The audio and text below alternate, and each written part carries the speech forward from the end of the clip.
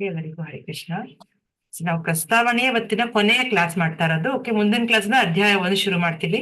So ನಿನ್ನೆವರೆಗೂ ನಾವು ಕೆಲವೊಂದು ವಿಷಯಗಳು ಧರ್ಮದ ಬಗ್ಗೆ ತಿಳ್ಕೊಂಡ್ವಿ. ಕರೆಕ್ಟಾ? ಧರ್ಮ, ಆಮೇಲೆ ಹೇಗೆ ನಾವು ರಿವಿಷನ್ ಮಾಡಿದ್ವಿ ಕ್ಲಾಸ್ ಕೊನೆಯಲ್ಲಿ. ಯಾವ ತರ ಭಗವಂತನ ಜೊತೆ ಎಲ್ಲ ಜೀವರಾಶಿಗೂ ಸಂಬಂಧ ಇದೆ ಅಲ್ವಾ? ಬೇರಿಗೆ ಹೇಗೆ ಗಿಡದ ಎಲ್ಲಾ ಭಾಗಕ್ಕೂ ಸಂಬಂಧ, ಕನೆಕ್ಷನ್ ಇದೆಯೋ, ಅದೇ ತರ ಪ್ರತಿಯೊಂದು ವ್ಯಕ್ತಿಗೆ, ಪ್ರತಿಯೊಂದು ಪ್ರಾಣಿಗೆ, ಪ್ರತಿಯೊಂದು ಕ್ರಿಮಿಕೀಟಗಳಿಗೆ ಸಂಬಂಧ ಅನ್ನೋದಿದೆ ನೋಡಿ. ಆಮೇಲೆ ಯಾವ ತರ 6 ಬದಲಾವಣೆಗಳು ಪ್ರತಿಯೊಂದು ಜೀವಿ ಅಂಡ್ರಿಗೂ ಆಗ್ಲೇಬೇಕು, ಅದು ಫೇಸ್ ಮಾಡ್ಲೇಬೇಕು. ನನ್ ಹುಟ್ಟಲ್ಲ ಅಂತ ಹೇಳಕ್ಕಾಗತ್ತಾ ಅದ್ರ ಜೀವಿ? ನನಗ್ ಹುಟ್ಟಕ್ ಇಷ್ಟ ಇಲ್ಲಪ್ಪ ಈ ಪ್ರಪಂಚದಲ್ಲಿ ಅಂತ ನಾವ್ ಹೇಳಕ್ಕಾಗತ್ತ? ನಮ್ ಕೈಯಲ್ಲಿ ಇದೆಯಾ ಅಷ್ಟು ಪವರ್? ಇದೆಯಾ ನಾವ್ ಹೇಳಕ್ಕೆ? ಇಲ್ಲ ಮಾತಾಡಿ. ಇಲ್ಲ. ನಮ್ ಕರ್ಮದ ಅನುಸಾರ ಹುಟ್ಬೇಕಾಗ್ಲೇಬೇಕಾಗತ್ತೆ ಅಲ್ವಾ? ಒಬ್ರೊಬ್ರು ಒಂದೊಂದು ಪರಿಸ್ಥಿತಿಯಲ್ಲಿ ಹುಡ್ತೀವಿ ಅಲ್ವಾ? ಕೆಲವರು ಶ್ರೀಮಂತರಾಗೋ, ಕೆಲವರು ಬುದ್ಧಿವಂತರಾಗೋ, ಕೆಲವರು ಒಳ್ಳೆ ಕುಟುಂಬದಲ್ಲೋ, ಕೆಲವರು ಧಾರ್ಮಿಕ ಕುಟುಂಬದಲ್ಲೋ, ಕೆಲವರು ಬಡತನದಲ್ಲೋ ಅಲ್ವಾ? ಏನು ಹೇಳಕ್ಕಾಗಲ್ಲ ಅಲ್ವಾ? ಇದನ್ನ ಸ್ಟಾಪ್ ಮಾಡಕ್ಕಾಗಲ್ಲ. ಮೃತ್ಯು ಸ್ಟಾಪ್ ಮಾಡಕ್ಕಾಗತ್ತ? ಇಲ್ಲ ಮಾತಾಡಿ. ಮೃತ್ಯು ಸ್ಟಾಪ್ ಮಾಡಕ್ಕಾಗಲ್ಲ.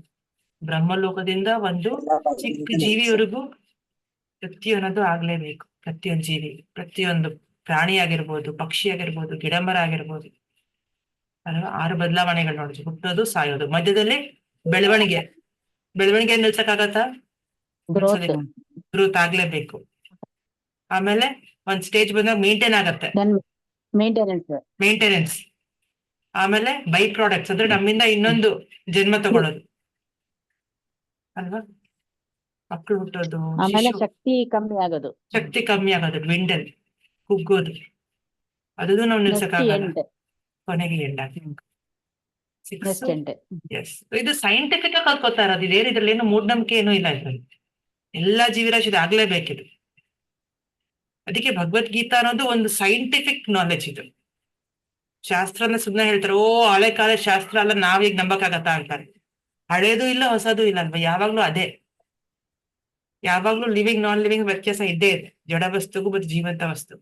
ಎಲ್ಲ ಜೀವಂತ ವಸ್ತು 6 ಬದಲಾವಣೆಗಳಿಗೆ ಆಗ್ಲೇಬೇಕು. ಮತ್ತೇನ್ ನೋಡಿದ್ವಿ ನಾವು ನಿನ್ನೆ ಕ್ಲಾಸಲ್ಲಿ? ಬಿಸಿ ವಿತ್ ಭಗವಾನ್ ಸೇವೆ. ಇಂಪಾರ್ಟೆಂಟ್ ವಿಷಯದಲ್ಲಿ ದೇವರಿಗೆ ಸೇವೆ ಮಾಡೋದು. ಬ್ಯುಸಿ ಆಗಿರ್ಬೇಕು. ಎಸ್ ಮಾತಾಜಿ, ಖಾಲಿಯಾಗಿರ್ಬಾರ್ದು. ನಾವು ಫ್ರೀ ಆಗಿದ್ದೀವಲ್ಲ, ಇವಾಗ ಟೈಮ್ ಆಗುತ್ತೆ, ಎಲ್ಲ ಮಕ್ಳು ದೊಡ್ಡವರಾಗ್ಬಿಟ್ರಪ್ಪ, ನಮ್ ಜವಾಬ್ದಾರಿ ಮುಗಿಸಿ ಹಾಯ ಪಿಕ್ಚರ್ ನೋಡೋಣ ಅನ್ನಕ್ಕಾಗತ್ತಾ? ಸಿನಿಮಾ ನೋಡೋಣ, ಶಾಪಿಂಗ್ ಹೋಗೋಣ, ಓಕೆ ಹೋಗ್ಬೋದು, ಬಟ್ ಏನಾದ್ರು ಅವಶ್ಯಕತೆ ಇದ್ರೆ ಸರಿ. ಬಟ್ ನಮ್ ಮುಖ್ಯವಾಗಿರೋಂಥ ಕಾರ್ಯ ಮಾಡೋದಕ್ಕೆ ನಾವು ಟೈಮ್ ಎಂಗೇಜ್ ಮಾಡ್ಕೋಬೇಕು ಅಲ್ವಾ? ಆಕ್ಚುಲಿ ಭಕ್ತಿ ರಸಾಮೃತ ಸಿಂಧು ಅಂತ ಒಂದು ಒಳ್ಳೆ ಬುಕ್ ಇದೆ, ನಮ್ಮ ಡಿವೋಟೀಸ್ ಎಲ್ಲ ಓದ್ತಾ ಇದ್ದಾರೆ ಇವಾಗ. ಸೊ ಆ ಪುಸ್ತಕದಲ್ಲಿ ಹೇಳ್ತಾರೆ, ಭಕ್ತಿ ಜೀವನಕ್ಕೆ ಯಾರು ಬರ್ತಾರೆ, ಭಕ್ತಿ ಯಾರು ಮಾಡಕ್ ಶುರು ಮಾಡ್ತಾರೆ, ಭಕ್ತಿ ಎಲ್ಲಿಂದ ಶುರು ಆಗತ್ತೆ? ಭಕ್ತಿ ಶ್ರವಣದಿಂದ ಶುರು ಆಗತ್ತೆ. ಶೃಣು, ಕೇಳಿಸ್ಕೊಳದ್ರಿ ಅಲ್ವಾ? ಶೃಣು ಅಂದ್ರೆ ಕೇಳಿಸ್ಕೊಂತೀವಿ ನಾವು, ಭಗವಂತನ ನಾಮ ಕೇಳಿಸ್ಕೊಂತೀವಿ, ಭಗವಂತನ ಬಗ್ಗೆ ಕೇಳಿಸ್ಕೊಳ್ಳೋದು. ಇದು ಎಲ್ಲಿ ಶುರು ಆಗತ್ತೆ? ಹೇಗ್ ಶುರು ಆಯ್ತು? ಇವಾಗ ಶುರು ಮಾಡಿದ್ವಾ ನಾವು? ಇದು ಇವಾಗ ಶುರು ಮಾಡಿದಲ್ವಂತೆ. ಯಾವಾಗ ಶುರು ಮಾಡ್ತೀವಿ ಹಾಗಾದ್ರೆ? ಮುಂಚೆನೆ ಶುರು ಮಾಡಿದ್ದೀವಿ. ಪೂರ್ವ ಜನ್ಮದಲ್ಲೇ ಬಂದಿದೆ. ಎಸ್ ಕವಿತಾ ಮಾತಾಜಿ, ಹಳೇ ಜನ್ಮದಲ್ಲೇ ಶುರು ಮಾಡ್ಬಿಟ್ಟಿದ್ದೀವಿ ನಾವು. ಆದ್ರೆ ಎಷ್ಟು ಮಾಡಿದೀವಿ? 5%, 1%? ಕಂಟಿನ್ಯೂ ಮಾಡ್ತೀವಿ. ಇದನ್ನ ಎಲ್ಲಿವರೆಗೂ ಮಾಡಿದೀವೋ ಅಲ್ಲಿಂದ ಮುಂದುವರ್ಸ್ಕೊಂಡು ಹೋಗ್ತಾ ಇದ್ದೀರಿ. ಈಗ ನಾವು ಇವತ್ತು ಶುರು ಮಾಡಿದ್ದಲ್ಲ ಇದು, ಮುಂಚೆನೆ ಶುರು ಮಾಡಿ ಇವಾಗ ನಾವು ಕಂಟಿನ್ಯೂ ಮಾಡ್ಕೊಂಡು ಹೋಗ್ತೀವಿ. ಅಂದ್ರೆ ಇವಾಗ ಎಲ್ಲಿವರೆಗೂ ಕಂಟಿನ್ಯೂ ಮಾಡ್ತೀವಿ? ಇವಾಗ ನಾವು ಹುಟ್ಟದಾಗಿಂದಾನೇ ಶುರು ಮಾಡಿದ್ರೆ ಸ್ವಲ್ಪ ಟೈಮ್ ಇದೆ ನಮ್ಗೆ, ಮಧ್ಯದಿಂದ ಶುರು ಮಾಡಿದ್ರೆ ಇನ್ನು ಕಮ್ಮಿ ಟೈಮ್ ಇದೆ, ಕೊನೆದಲ್ಲಿ ಶುರು ಮಾಡಿದ್ರೆ ಇನ್ನು ಕಮ್ಮಿ ಟೈಮ್ ಇದೆ ಅಲ್ವಾ? ಸೊ ನಾವೇನ್ ಮಾಡ್ಬೇಕು? ಜಾಸ್ತಿ ಸಮಯ ಅದ್ರಲ್ಲಿ ಕವರ್ ಮಾಡ್ಬೇಕು. ನಾವು ಎಷ್ಟಾಗತ್ತೋ ಅಷ್ಟು ಮಾಡಕ್ಕೆ ಪ್ರಯತ್ನ ಮಾಡ್ಬೇಕು. ಹೌದು ತಾನೆ? ಎಷ್ಟಾಗತ್ತೋ ಅಷ್ಟು ಪ್ರಯತ್ನ ಹಾಕೋದು. ಸಿನ್ಸಿಯರ್ ಆಗಿ ಪ್ರಯತ್ನ ಹಾಕಿದ್ರೆ ಭಗವಂತ ನೋಡ್ತಾ ಇರ್ತಾರೆ ಅಲ್ವಾ? ನೋಡಿ, ಸಿಕ್ಕಿರೋ ಆಪರ್ಚುನಿಟಿ ಕರೆಕ್ಟ್ ಆಗಿ ಯೂಸ್ ಮಾಡ್ಕೊಂಡಿದ್ದಾಳೆ, ರೈಟ್? ಆತರ ನಾವು ಜಸ್ಟಿಫೈ ಮಾಡ್ಕೋಬೇಕು ನಮ್ ಟೈಮ್, ನಾವು ಕೊಟ್ಟಿರೋ ಸಮಯನ, ರೈಟ್? ಸೊ ಅವಾಗ್ಲೇ ನಾವು ಒಂದು ಪರ್ಫೆಕ್ಷನ್ ಸ್ಟೇಜಿಗೆ ಹೋಗಾಗತ್ತೆ. ನಾಲೆಜ್, ಪರ್ಫೆಕ್ಷನ್ ನಾಲೆಜ್ ಅಂದ್ರೆ ಜ್ಞಾನ ಸುಮ್ಮನೆ ಸಂಪಾದನೆ ಮಾಡಿದ್ರೆ ಸಾಕಾಗಲ್ಲ. ಆ ಜ್ಞಾನದ ಪರಿಪೂರ್ಣತೆ ಯಾವಾಗ ಆಗತ್ತೆ? ಯಾವಾಗ ನಾವು ನಿಜವಾಗ್ಲೂ ಭಗವಂತನ ಭಕ್ತಿ ಸೇವೆ ಮಾಡಕ್ ಶುರು ಮಾಡ್ತೀವಿ, ಭಗವಂತನ ಭಕ್ತರ ಸಾಂಗತ್ಯದಲ್ಲಿ ಇರಕ್ಕೆ ಇಷ್ಟಪಡ್ತೀವಿ, ರೈಟ್? ಇವಾಗ ಈ ತಿಂಗಳಲ್ಲಿ ಮಧುರೈಯಲ್ಲಿ 28ನೇ ತಾರೀಕು, ಈ ಮಾರ್ಚ್ 28 ನಾವು ಹೋಗ್ತಾ ಇದ್ದೀವಿ ಮಧುರೈಗೆ. ಅಲ್ಲಿ ನಮ್ಮ ಹಿಸ್ ಹೋಲಿನೆಸ್ ಜಯಪತಾಕ ಸ್ವಾಮಿ ಗುರು ಮಹಾರಾಜರ ಒಂದು ಪ್ರೋಗ್ರಾಮ್ ಇದೆ. ಅಲ್ಲೆಲ್ಲ ತುಂಬಾ ಎಲ್ಲ ಸೀನಿಯರ್, ಯಾವ್ದೋ ಕಾಲದಿಂದ ಎಷ್ಟೋ ವರ್ಷದಿಂದ ಅವ್ರು ಏನ್ ಗುರು ಸೇವೆ ಮಾಡಿದಾರೋ, ಏನ್ ಕೃಷ್ಣನ್ ಸೇವೆ ಮಾಡಿದಾರೋ ಅವರೆಲ್ಲರೂ ಬರ್ತಾರೆ. ಒಂದು ಒಳ್ಳೆ ಒಂಥರ ಒಂದು ಗೆಟ್ ಟುಗೆದರ್ ಇದ್ದಂಗೆ ಎಲ್ಲರೂ ಸೇರ್ತಾರೆ ಅಲ್ಲಿ. ಒಂದು ಒಳ್ಳೆ ಉತ್ಸವ ತರ ಇರತ್ತೆ ಅಲ್ಲಿ. ಪ್ರೋಗ್ರಾಮ್ ಇರುತ್ತೆ, 3 days ಇರುತ್ತೆ. ಎಲ್ಲಾ ಕಡೆಯಿಂದ ಬರ್ತಾರೆ, ಆಲ್ ಓವರ್ ವರ್ಲ್ಡ್. ನಮ್ಮ ಗುರುಗಳಿಗೆ ಯಾರ್ಯಾರು ಶಿಷ್ಯರಿದ್ದಾರೋ, ಯಾರ್ಯಾರು ಸೇವೆ ಮಾಡಿದ್ರು, ಇದೊಂದು ಅಕೇಶನ್. ಎಲ್ಲರೂ ಅಲ್ಲಿ ಬಂದ್ಬಿಟ್ಟು ಸೇರಿ ಅಲ್ಲೊಂದು ಪ್ರೋಗ್ರಾಮ್ ತರ ಇರುತ್ತೆ, ಉತ್ಸವ ತರ ಇರುತ್ತೆ. ಅಲ್ಲಿ ಕೆಲವೊಂದು ಈವೆಂಟ್ಸ್ ನಡೆಯುತ್ತೆ. ಸೊ ಆತರ ಯಾವಾಗಂತ ಜಾಗಕ್ಕೆ ಹೋಗ್ತೀವೋ, ಆ ಗುರು ದರ್ಶನ ತಗೊಂತೀವೋ, ಅಂತ ಪ್ಯೂರಿಫೈಡ್ ಪ್ಲೇಸ್ಗೆ ಹೋಗ್ತೀವೋ, ಅವಾಗ ನಮ್ಮ ಭಕ್ತಿ ಇನ್ನೂ ತೀವ್ರವಾಗಿ ಹೋಗುತ್ತಂತ. ಒಂದು ಶ್ಲೋಕ ಬರುತ್ತೆ ಶಾಸ್ತ್ರದಲ್ಲಿ, ಸಾಧು ಸಂಘ ಸರ್ವಶಾಸ್ತ್ರ ಹೋಯ್, ಲವ ಮಾತ್ರ ಸಾಧು ಸಂಘ ಸರ್ವಸಿದ್ಧಿ ಹೋಯ್ ಅಂತ. ಲವ ಮಾತ್ರ ಸಾಧು ಸಂಘ ಅಂದ್ರೆ ಏನು? ಒಂದು ಕ್ಷಣ ಅಂತ, ಒಂದೇ ಒಂದು ಕ್ಷಣ ಅವ್ರ ದರ್ಶನ ತಗೊಂಡ್ರೆ ಸಾಕಂತ. ಆ ಪ್ಯೂರ್ ಡಿವೋಟಿ ಇದಾರಲ್ಲ, ಅಶುದ್ಧ ವೈಷ್ಣವರು, ಏನ್ ಆಚಾರ್ಯ ಗುರು ಸ್ಥಾನದಲ್ಲಿದಾರ, ಸುಮ್ನೆ ದೂರದಿಂದ ನೋಡಿದ್ರು ಸಾಕಂತ. ನಮ್ ಭಕ್ತಿ ಅನ್ನೋದು ರಾಕೆಟ್ಸ್ ಬಿಡೋದು ಹೋಗತ್ತೆ. ಯಾಕಂದ್ರೆ ಅವ್ರು ಅಷ್ಟು ಪವಿತ್ರ, ಅವ್ರು ಅಷ್ಟು ಪ್ಯೂರ್ ಆಗಿರೋದು. ಅವರು ಸಾಕ್ಷಾತ್ ಭಗವಂತ ಭೂಮಿ ಮೇಲೆ ಇದ್ದಂಗೆ. ಸೊ ಅದಕ್ಕೆ ಸಾಧು ಸಂಘ ಮಾಡೋದ್ರಿಂದ ನಮ್ಮ ಭಕ್ತಿ ತುಂಬಾ ಫಾಸ್ಟ್ ಆಗುತ್ತೆ. ಇವಾಗ ನಾವು ಮಾತಾಡ್ಕೊಂತ ಇದ್ವಲ್ಲ, ಕೊನೆದಲ್ಲಿ ಬಂದ್ರೆ ನಾವು ಭಕ್ತಿಗೆ ನಮ್ಗೆ ಟೈಮ್ ಜಾಸ್ತಿ ಇರೋದಿಲ್ಲ. ಹೇಗ್ ಫಾಸ್ಟ್ ಆಗಿ ಭಕ್ತಿ ಮಾಡೋದು? ಫಾಸ್ಟ್ ಆಗಿ ಭಕ್ತಿ ಇದ್ರಲ್ಲಿ ಬೆಳಿಬೇಕು ಅಂದ್ರೆ ಪ್ಯೂರ್ ಡಿವೋಟಿ ಅಸೋಸಿಯೇಷನ್ ತಗೋಬೇಕು. ಅದು ಇದಾರೆ, ಭಗವಂತ ಇನ್ನೂ ನಮಗ್ ಕೊಟ್ಟಿದ್ದಾನೆ ಆ ಚಾನ್ಸ್. ಇನ್ನೂ ಈ ಭೂಮಿ ಮೇಲೆ ಇದಾರ ಅಂತ ಜನ, ಅಂದ್ರೆ ಅಂತ ಜನ ಇನ್ನೂ ಇದ್ದಾರೆ. ನಮ್ಗೇನ್ ಅನ್ಸುತ್ತೆ, ಓ ಕಲಿಯುಗ ಬಂತಪ್ಪ, ಎಲ್ಲಾ ಕಡೆ ಮೋಸ, ಎಲ್ಲಾ ಕಡೆ ವಂಚನೆ ಅಲ್ವಾ, ಹೇಳೋದೊಂದು ಮಾಡೋದೊಂದು, ಎಲ್ಲಿ ಹೋಗಿ ಎಲ್ಲಾ ಕಡೆ ಏನೋ ಒಂದು ಕಿರಿಕಿದ್ದೇ ಇರತ್ತೆ. ಅದಕ್ಕೆ ನಮ್ಗೊಂಥರ ಅಪನಂಬಿಕೆ ಬಂದ್ಬಿಟ್ಟಿರತ್ತೆ. ಯಾರು ಇಲ್ಲಿ ಸರಿಯಾಗಿರೋರೇ ಇಲ್ಲ ಅನ್ಸ್ಬಿಡತ್ ನಮ್ಗೆ, ಯಾರು ಒಳ್ಳೋರಿಲ್ಲಪ್ಪ ಈ ಪ್ರಪಂಚದಲ್ಲಿ ಅನ್ಸ್ಬಿಡುತ್ತೆ. ಸಹಜ, ಅದು ಕಲಿಯುಗದ ಒಂದು ಗುಣನೇ ಆತರ ನಮ್ಗೆ ಅನ್ಸತ್ತೆ. ಆದ್ರೆ ಇವರು ತುಂಬಾ ಕೆಲವ್ರು ಮಾತ್ರ ಆತರ ಇದ್ದಾರೆ. ಶುದ್ಧ ವೈಷ್ಣವರು ಭಕ್ತರು ಏನಿದಾರಲ್ಲ, ಇವರು ತುಂಬಾ ಸ್ಪೆಷಲ್. ಇವ್ರ ಜೊತೆ ಇದ್ರೆ ತುಂಬಾ ಸಂತೋಷ ಸಿಗತ್ತೆ. ಈವನ್ ನಾನು ಭಕ್ತಿದಲ್ಲಿ ಶುರುದಲ್ಲಿ ಬಂದಾಗ್ಲೂ ಅಷ್ಟೇ, ಈ ಭಕ್ತರು ನೋಡಿ ಆಕ್ಚುಲಿ ನಾನು ಇಂಪ್ರೆಸ್ ಆಗ್ಬಿಟ್ಟೆ. ಇವ್ರು ಇಷ್ಟು ಒಳ್ಳೆಯವ್ರು ಹೆಂಗೆ ಸಾಧ್ಯ ಈ ಕಲಿಯುಗದಲ್ಲಿ ಅಂತ ಅನ್ಸ್ಬಿಡ್ತಾರೆ. ನಂಗೆ ನಂಬಕ್ಕೆ ಆಗ್ಲಿಲ್ಲ. ಆಕ್ಚುಲಿ ಅವ್ರು ನೋಡಿ ನಾನು ಭಕ್ತಿ ಬಂದಿರೋದು, ಇನ್ ಯಾರಿಂದನೂ ಅಲ್ಲ. ಆಕ್ಚುಲಿ ಇವ್ರು ಇಷ್ಟು ಚೆನ್ನಾಗಿ ಜ್ಞಾನ ಕೊಡ್ತಿದ್ದಾರೆ, ಏನು ಅವ್ರಿಗೋಸ್ಕರ ಏನೋ ಇಟ್ಕೊಳ್ದೇನೆ ಸೆಲ್ಫ್ಲೆಸ್ ಆಗಿ ಕೊಡ್ತಿದಾರಲ್ಲ ಜ್ಞಾನ. ಸೊ ಇಂಥವ್ರ ಅಸೋಸಿಯೇಷನ್ ಸಿಗೋದು ಎಷ್ಟು ಪುಣ್ಯಪ್ಪ ಅಂತ ಅವ್ರು ನೋಡಿ ನಾನು ತುಂಬಾ ಇಷ್ಟ ಪಟ್ಬಿಟ್ಟೆ. ಅವರು ನಡ್ಕೊಳ್ಳೋ ರೀತಿ ಆಗಿರ್ಬೋದು, ಅಥವಾ ಅವರು ಕೊಡುವಂತ ಜ್ಞಾನ ಆಗಿರ್ಬೋದು, ಅವ್ರು ಸಿಂಪಲ್, ತುಂಬಾ ಸಿಂಪಲ್ ಆಗಿರ್ತಾರೆ. ಬಟ್ ಸ್ಟ್ರೈಟ್ ಫಾರ್ವರ್ಡ್, ಜಸ್ಟ್ ಒಂದು ಹಸು ತರ, ಸಾತ್ವಿಕ. ಆ ತರ ನಮ್ಗೆ ಜನ ಸಿಗೋದೇ ತುಂಬಾ ಕಷ್ಟ ಇದೆ ಪ್ರಪಂಚದಲ್ಲಿ, ರೈಟ್? ಸೊ ಈ ಡಿವೋಟಿಸ್ ಅಸೋಸಿಯೇಷನ್ ಬಂದ ತಕ್ಷಣ ತುಂಬಾ ಡಿಫ್ರೆಂಟ್ ಅನ್ಸುತ್ತೆ ಪ್ರಪಂಚ. ಇದು ನಿಜವಾದ ಲೈಫ್, ಇವ್ರ ಜೊತೆ ಇರೋದಕ್ಕೆ ಇಷ್ಟಪಡ್ಬೇಕಪ್ಪ ನಾವು ಅನ್ಸುತ್ತೆ. ಸೊ ಆತರ ಈ ಸಾಧು ಸಂಘ ಅಸೋಸಿಯೇಷನ್ ತಗೊಂಡ್ರೆ ನಮ್ಮ ಭಕ್ತಿ ಅನ್ನೋದು ತುಂಬಾ ಚೆನ್ನಾಗಿರುತ್ತೆ, ತುಂಬಾ ಚೆನ್ನಾಗಿ ಪ್ರೋಗ್ರೆಸ್ ಆಗ್ತೀವಿ, ತುಂಬಾ ಸಂತೋಷ ಇರುತ್ತೆ. ಯಾವಾಗ ನಾವ್ ಈ ತರ ಒಂದು ಪ್ರೋಗ್ರಾಮ್ಸ್ ಹೋಗ್ತೀವೋ ಅವಾಗ ನಮ್ ಭಕ್ತಿ ತುಂಬಾ, ಎಸ್ಪೆಷಲಿ ಈವನ್ ಯಾತ್ರಾ ಮಾಡಿದಾಗ್ಲೂ ಅಷ್ಟೇ. ಯಾತ್ರಕ್ ಹೋದಾಗ್ಲೂ ಆ ಜಾಗ, ಅಲ್ಲಿ ಕ್ಷೇತ್ರ ಧಾಮದ ಒಂದು ಮಹಿಮೆ, ಆ ದೇವಸ್ಥಾನದ ಮಹಿಮೆಗಳು ಕೇಳಿದಾಗ, ಇಲ್ಲ ಚೈತನ್ಯ ಮಹಾಪ್ರಭು ಹುಟ್ಟು ಬೆಳೆದಿರೋಂತ ಜಾಗ ಎಲ್ಲ ನೋಡಿದಾಗ ಎಷ್ಟು ಖುಷಿ ಆಗತ್ತೆ, ಎಷ್ಟು ನಮ್ಗೆ ಒಂದು ಹರ್ಷ ಅನ್ಸುತ್ತೆ ಮನ್ಸಿಗೆ. ಇದು ಜಾಗಕ್ಕೆ ಮತ್ತೆ ಬರ್ಬೇಕು ಅಂತ ಅನ್ಸುತ್ತೆ. ಎಸ್ಪೆಷಲಿ ಡಿವೋಟೀಸ್ ಜೊತೆ ಬಂದಾಗ ತುಂಬಾ ಖುಷಿ ಆಗತ್ತೆ. ನಾವಾಗೆ ಸ್ವಂತವಾಗಿ ಬಂದಾಗ ಏನಾಗುತ್ತೆ, ನಮ್ಗೆ ಗೊತ್ತಾಗೋದೇ ಇಲ್ಲ ಮಹಿಮೆ ಏನು, ಈ ಜಾಗದ ಏನ್ ಇಂಪಾರ್ಟೆನ್ಸ್ ಗೊತ್ತಾಗಲ್ಲ ನಮ್ಗೆ. ನಮ್ದೇ ಇದ್ರಲ್ಲಿ ಇರ್ತೀವಿ ನಾವು, ಊಟ ತಿಂಡಿ ಓಡಾಟ, ಹಂಗ್ ಹೋಗೋ ಹಿಂಗ್ ಬಾ, ಎಲ್ಲೆಲ್ಲಿ ಕವರ್ ಮಾಡಿದ್ವಿ, ಎಷ್ಟು ಜಾಗ ಕವರ್ ಮಾಡಿದ್ರಲ್ಲೇ ಆಗ್ಬಿಡುತ್ತೆ ನಮ್ ಟೈಮ್. ಯಾಕಂದ್ರೆ ನಮ್ಗೆ ಗೊತ್ತಿರಲ್ವಾ ಹೊಸ ಜಾಗ. ಡಿವೋಟೀಸ್ ಜೊತೆ ಹೋದಾಗ ತುಂಬಾ ಬ್ಯೂಟಿಫುಲ್ ಎಕ್ಸ್ಪೀರಿಯನ್ಸ್ ಇರುತ್ತೆ, ಪೀಸ್ಫುಲ್ ಆಗಿರುತ್ತೆ. ಸೊ ಇವತ್ತಿನ ಪ್ರಸ್ತಾವನೆ ಮುಂದುವರಿಸೋಣ. ಸೊ ಭಗವಂತ ನಿನ್ನೆವರೆಗೂ ಏನ್ ಹೇಳ್ದ, ಒಂದು ಶ್ಲೋಕ ಹೇಳ್ತಾನೆ ಭಗವಂತ, ತಸ್ಮದ್ ಎಲ್ರು ಕಲ್ತ್ಕೋಬೇಕು ಈ ಶ್ಲೋಕ ಕೂಡ. 8.7 ಭಗವಂತ ಅಧ್ಯಾಯ 8ರಲ್ಲಿ 7ನೇ ಶ್ಲೋಕ. ತಸ್ಮಾತ್ ಸರ್ವೇಶು ಕಾಲೇಶು ಮಾಮನುಸ್ಮರ ಯುಧ್ಯಚ. ಸೊ ಭಗವಂತ ನಾವು ಮಾಡೋ ಡ್ಯೂಟೀಸ್ ಮಾಡ್ಬಿಡ ಅಂತ ಹೇಳಲ್ಲ. ನೀ ಮಾಡೋ ಕರ್ತವ್ಯನ ನಿಲ್ಸ್ಬಿಟ್ಟು ನನ್ನ ನೆನ್ಸ್ಕೋ, ನೀ ಮಾಡೋದಿಲ್ಲ ಡ್ಯೂಟೀಸ್, ನಿನ್ನ ಮಕ್ಕಳು ನೋಡ್ಕೊಳ್ಳೋದು ಬಿಟ್ಬಿಟ್ಟು ಸುಮ್ನೆ ನಾನು ಜಪ ಮಾಡ್ತಾ ಕೂತ್ಕೋ, ಇದನ್ನ ಹೇಳೋದಿಲ್ಲ ಅವನು. ಆತರ ಹೇಳಿದ್ರೆ, ಆತರ ಅನ್ಕೊಂಡಿದ್ದಾರೆ ಕೃಷ್ಣ. ಅರ್ಜುನನಿಗೆ ಪರ್ಮಿಷನ್ ಕೊಡ್ತಿದ್ದ. ಯಾವಾಗ ನಾನು ಇದು ಯುದ್ಧ ಮಾಡೋದಿಲ್ಲ, ನಾನು ಹ್ಯಾಪಿಯಾಗಿ ಅರಣ್ಯಕ್ಕೆ ಹೋಗ್ಬಿಟ್ಟು ನಾನು ನಿನ್ ನೆನ್ಸ್ಕೊಂಡ್ ಕೂತ್ಕೋತೀನಪ್ಪ ಕೃಷ್ಣ, ನಿನ್ ಜಪ ಮಾಡ್ಕೊಂಡು ನಿನ್ ಧ್ಯಾನ ಮಾಡ್ಕೊಂಡು ಕೂತ್ಕೋತೀನಿ, ನನ್ಗೆ ಅನುಮತಿ ಕೊಟ್ಬಿಡು ಅಂದ ತಕ್ಷಣ ಆಯ್ತಪ್ಪ ನೀನ್ ತುಂಬಾ ಒಳ್ಳೆ ಆಲೋಚನೆ ಬಂದಿದ್ದ, ನಿನಗೆ ಹೋಗ್ಬಿಡು ಅಂತ ಹೇಳ್ತಿದ್ದೆ.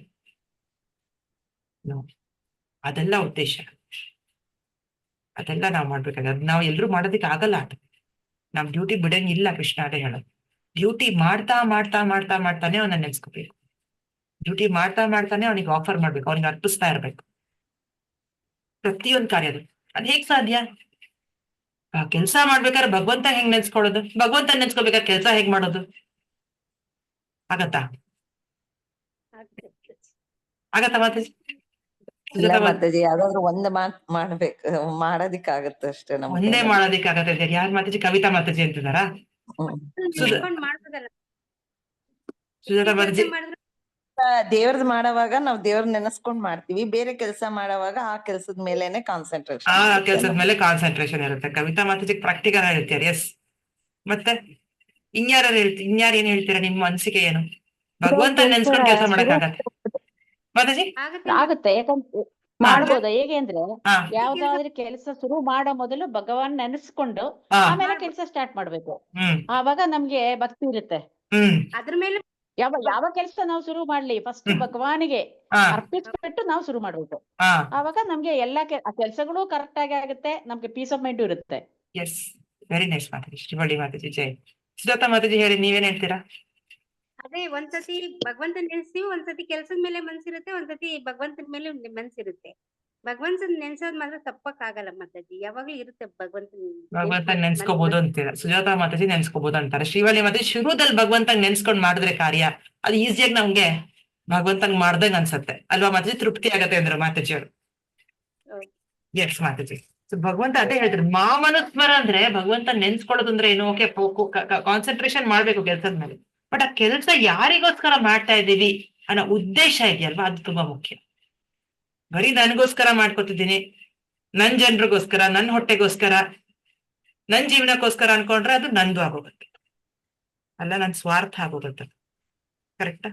ಯಾವಾಗ ಬರೀ ನಾನು ಅನ್ಕೊಂತೀನೋ ಅದು ಸ್ವಾರ್ಥ ಆಗ್ಬಿಡುತ್ತೆ. ಬಟ್ ಯಾವಾಗ ನಾ ಭಗವಂತನ ನೆನ್ಸ್ಕೊಡಿ, ಈ ಕಾರ್ಯ ಇವನಿಗೋಸ್ಕರ ಮಾಡ್ತಿದ್ದೀನಿ, ಈ ಅಡ್ಗೆ ಕೆಲಸ ನಾನು ಇವನಿಗೋಸ್ಕರ ಭಗವಂತನಿಗೋಸ್ಕರ ಮಾಡ್ತಿರೋಂತ ಪ್ರಸಾದ, ಇದು ನೈವೇದ್ಯಕ್ಕೆ ಇಟ್ಬಿಟ್ಟು ನಾನು ತಗೋತೀನಿ, ಅವನಿಗೆ ಅರ್ಪಿಸೋದಕ್ಕೋಸ್ಕರ ನಾನು ಮಾಡ್ತಿರೋದು. ಅಥವಾ ನಮ್ಮ ಮಕ್ಕಳೇ ಇರ್ಬೋದು ಅಲ್ವಾ, ತಾಯಂದ್ರಿಗೆ ಮಕ್ಕಳು ತಂದ್ರೆ ಎಷ್ಟು ಪ್ರೀತಿ, ಎಷ್ಟು ಕ್ಷಣ ಕ್ಷಣ ನೋಡ್ಕೊಂತಾರಲ್ವಾ, ಹೌದಲ್ವಾ? ಅವ್ರನ್ನ ಯಾತಿಗೆ ಬೆಳೆಸ್ತಾ ಇರೋದು ನಾವು? ಇವ್ರಿಗೆ ಯಾಕೆ ಜನ್ಮ ಕೊಟ್ಟಿರೋದು ನಾವು? ಅವ್ರಿಗೆ ಒಳ್ಳೆ ದಾರಿದಲ್ಲಿ ಇಡ್ಬೇಕು, ನಮ್ ಕರ್ತವ್ಯ ಅದು ಅಲ್ವಾ? ಅವ್ರಿಗೆ ಒಂದು ಜಪ ಮಾಡಿದ್ರೆ ಅಥವಾ ಒಂದ್ ಒಳ್ಳೆ ಶ್ಲೋಕ ಹೇಳಿದ್ರೆ, ಕೃಷ್ಣ ಶ್ಲೋಕ, ಅಥವಾ ಭಗವಂತನಿಗೆ ನಮಸ್ಕಾರ ಮಾಡಿ ಹೋದ್ರೆ ಎಕ್ಸಾಮ್ಗೆ ಎಷ್ಟು ಸಂತೋಷ ಆಗತ್ತೆ. ಕರೆಕ್ಟಾ? ಸೊ ಅದರ ಪ್ರತಿಯೊಂದು ಭೌತಿಕ ಕಾರ್ಯನ ನಾವು ಭಗವಂತ ನನ್ಗೋಸ್ಕರ ಮಾಡ್ತಿದೀವಿ ಅನ್ನೋ ಉದ್ದೇಶ ಇರ್ಬೇಕು ನಮ್ಗೆ. ಭಾವಗ್ರಾಹಿ ಜನಾರ್ದನ ಕೃಷ್ಣ ಅಲ್ವಾ? ನಮ್ ಭಾವ ತುಂಬಾ ಮುಖ್ಯ. ಕರೆಕ್ಟ್ ಅಲ್ವಾ? ಸೊ ಆತರ ನೆನ್ಸ್ಕೊಂಡ್ ಮಾಡಿದ್ರೆ ಆ ಕೆಲ್ಸ, ಅದೇ ಸೇಮ್ ಕಾರ್ಯ, ಭೌತಿಕ ಕಾರ್ಯ, ಅದು ಭಗವಂತನ ಸೇವೆ ಆಗೋಗತ್ತೆ. ಸಿಂಪಲ್.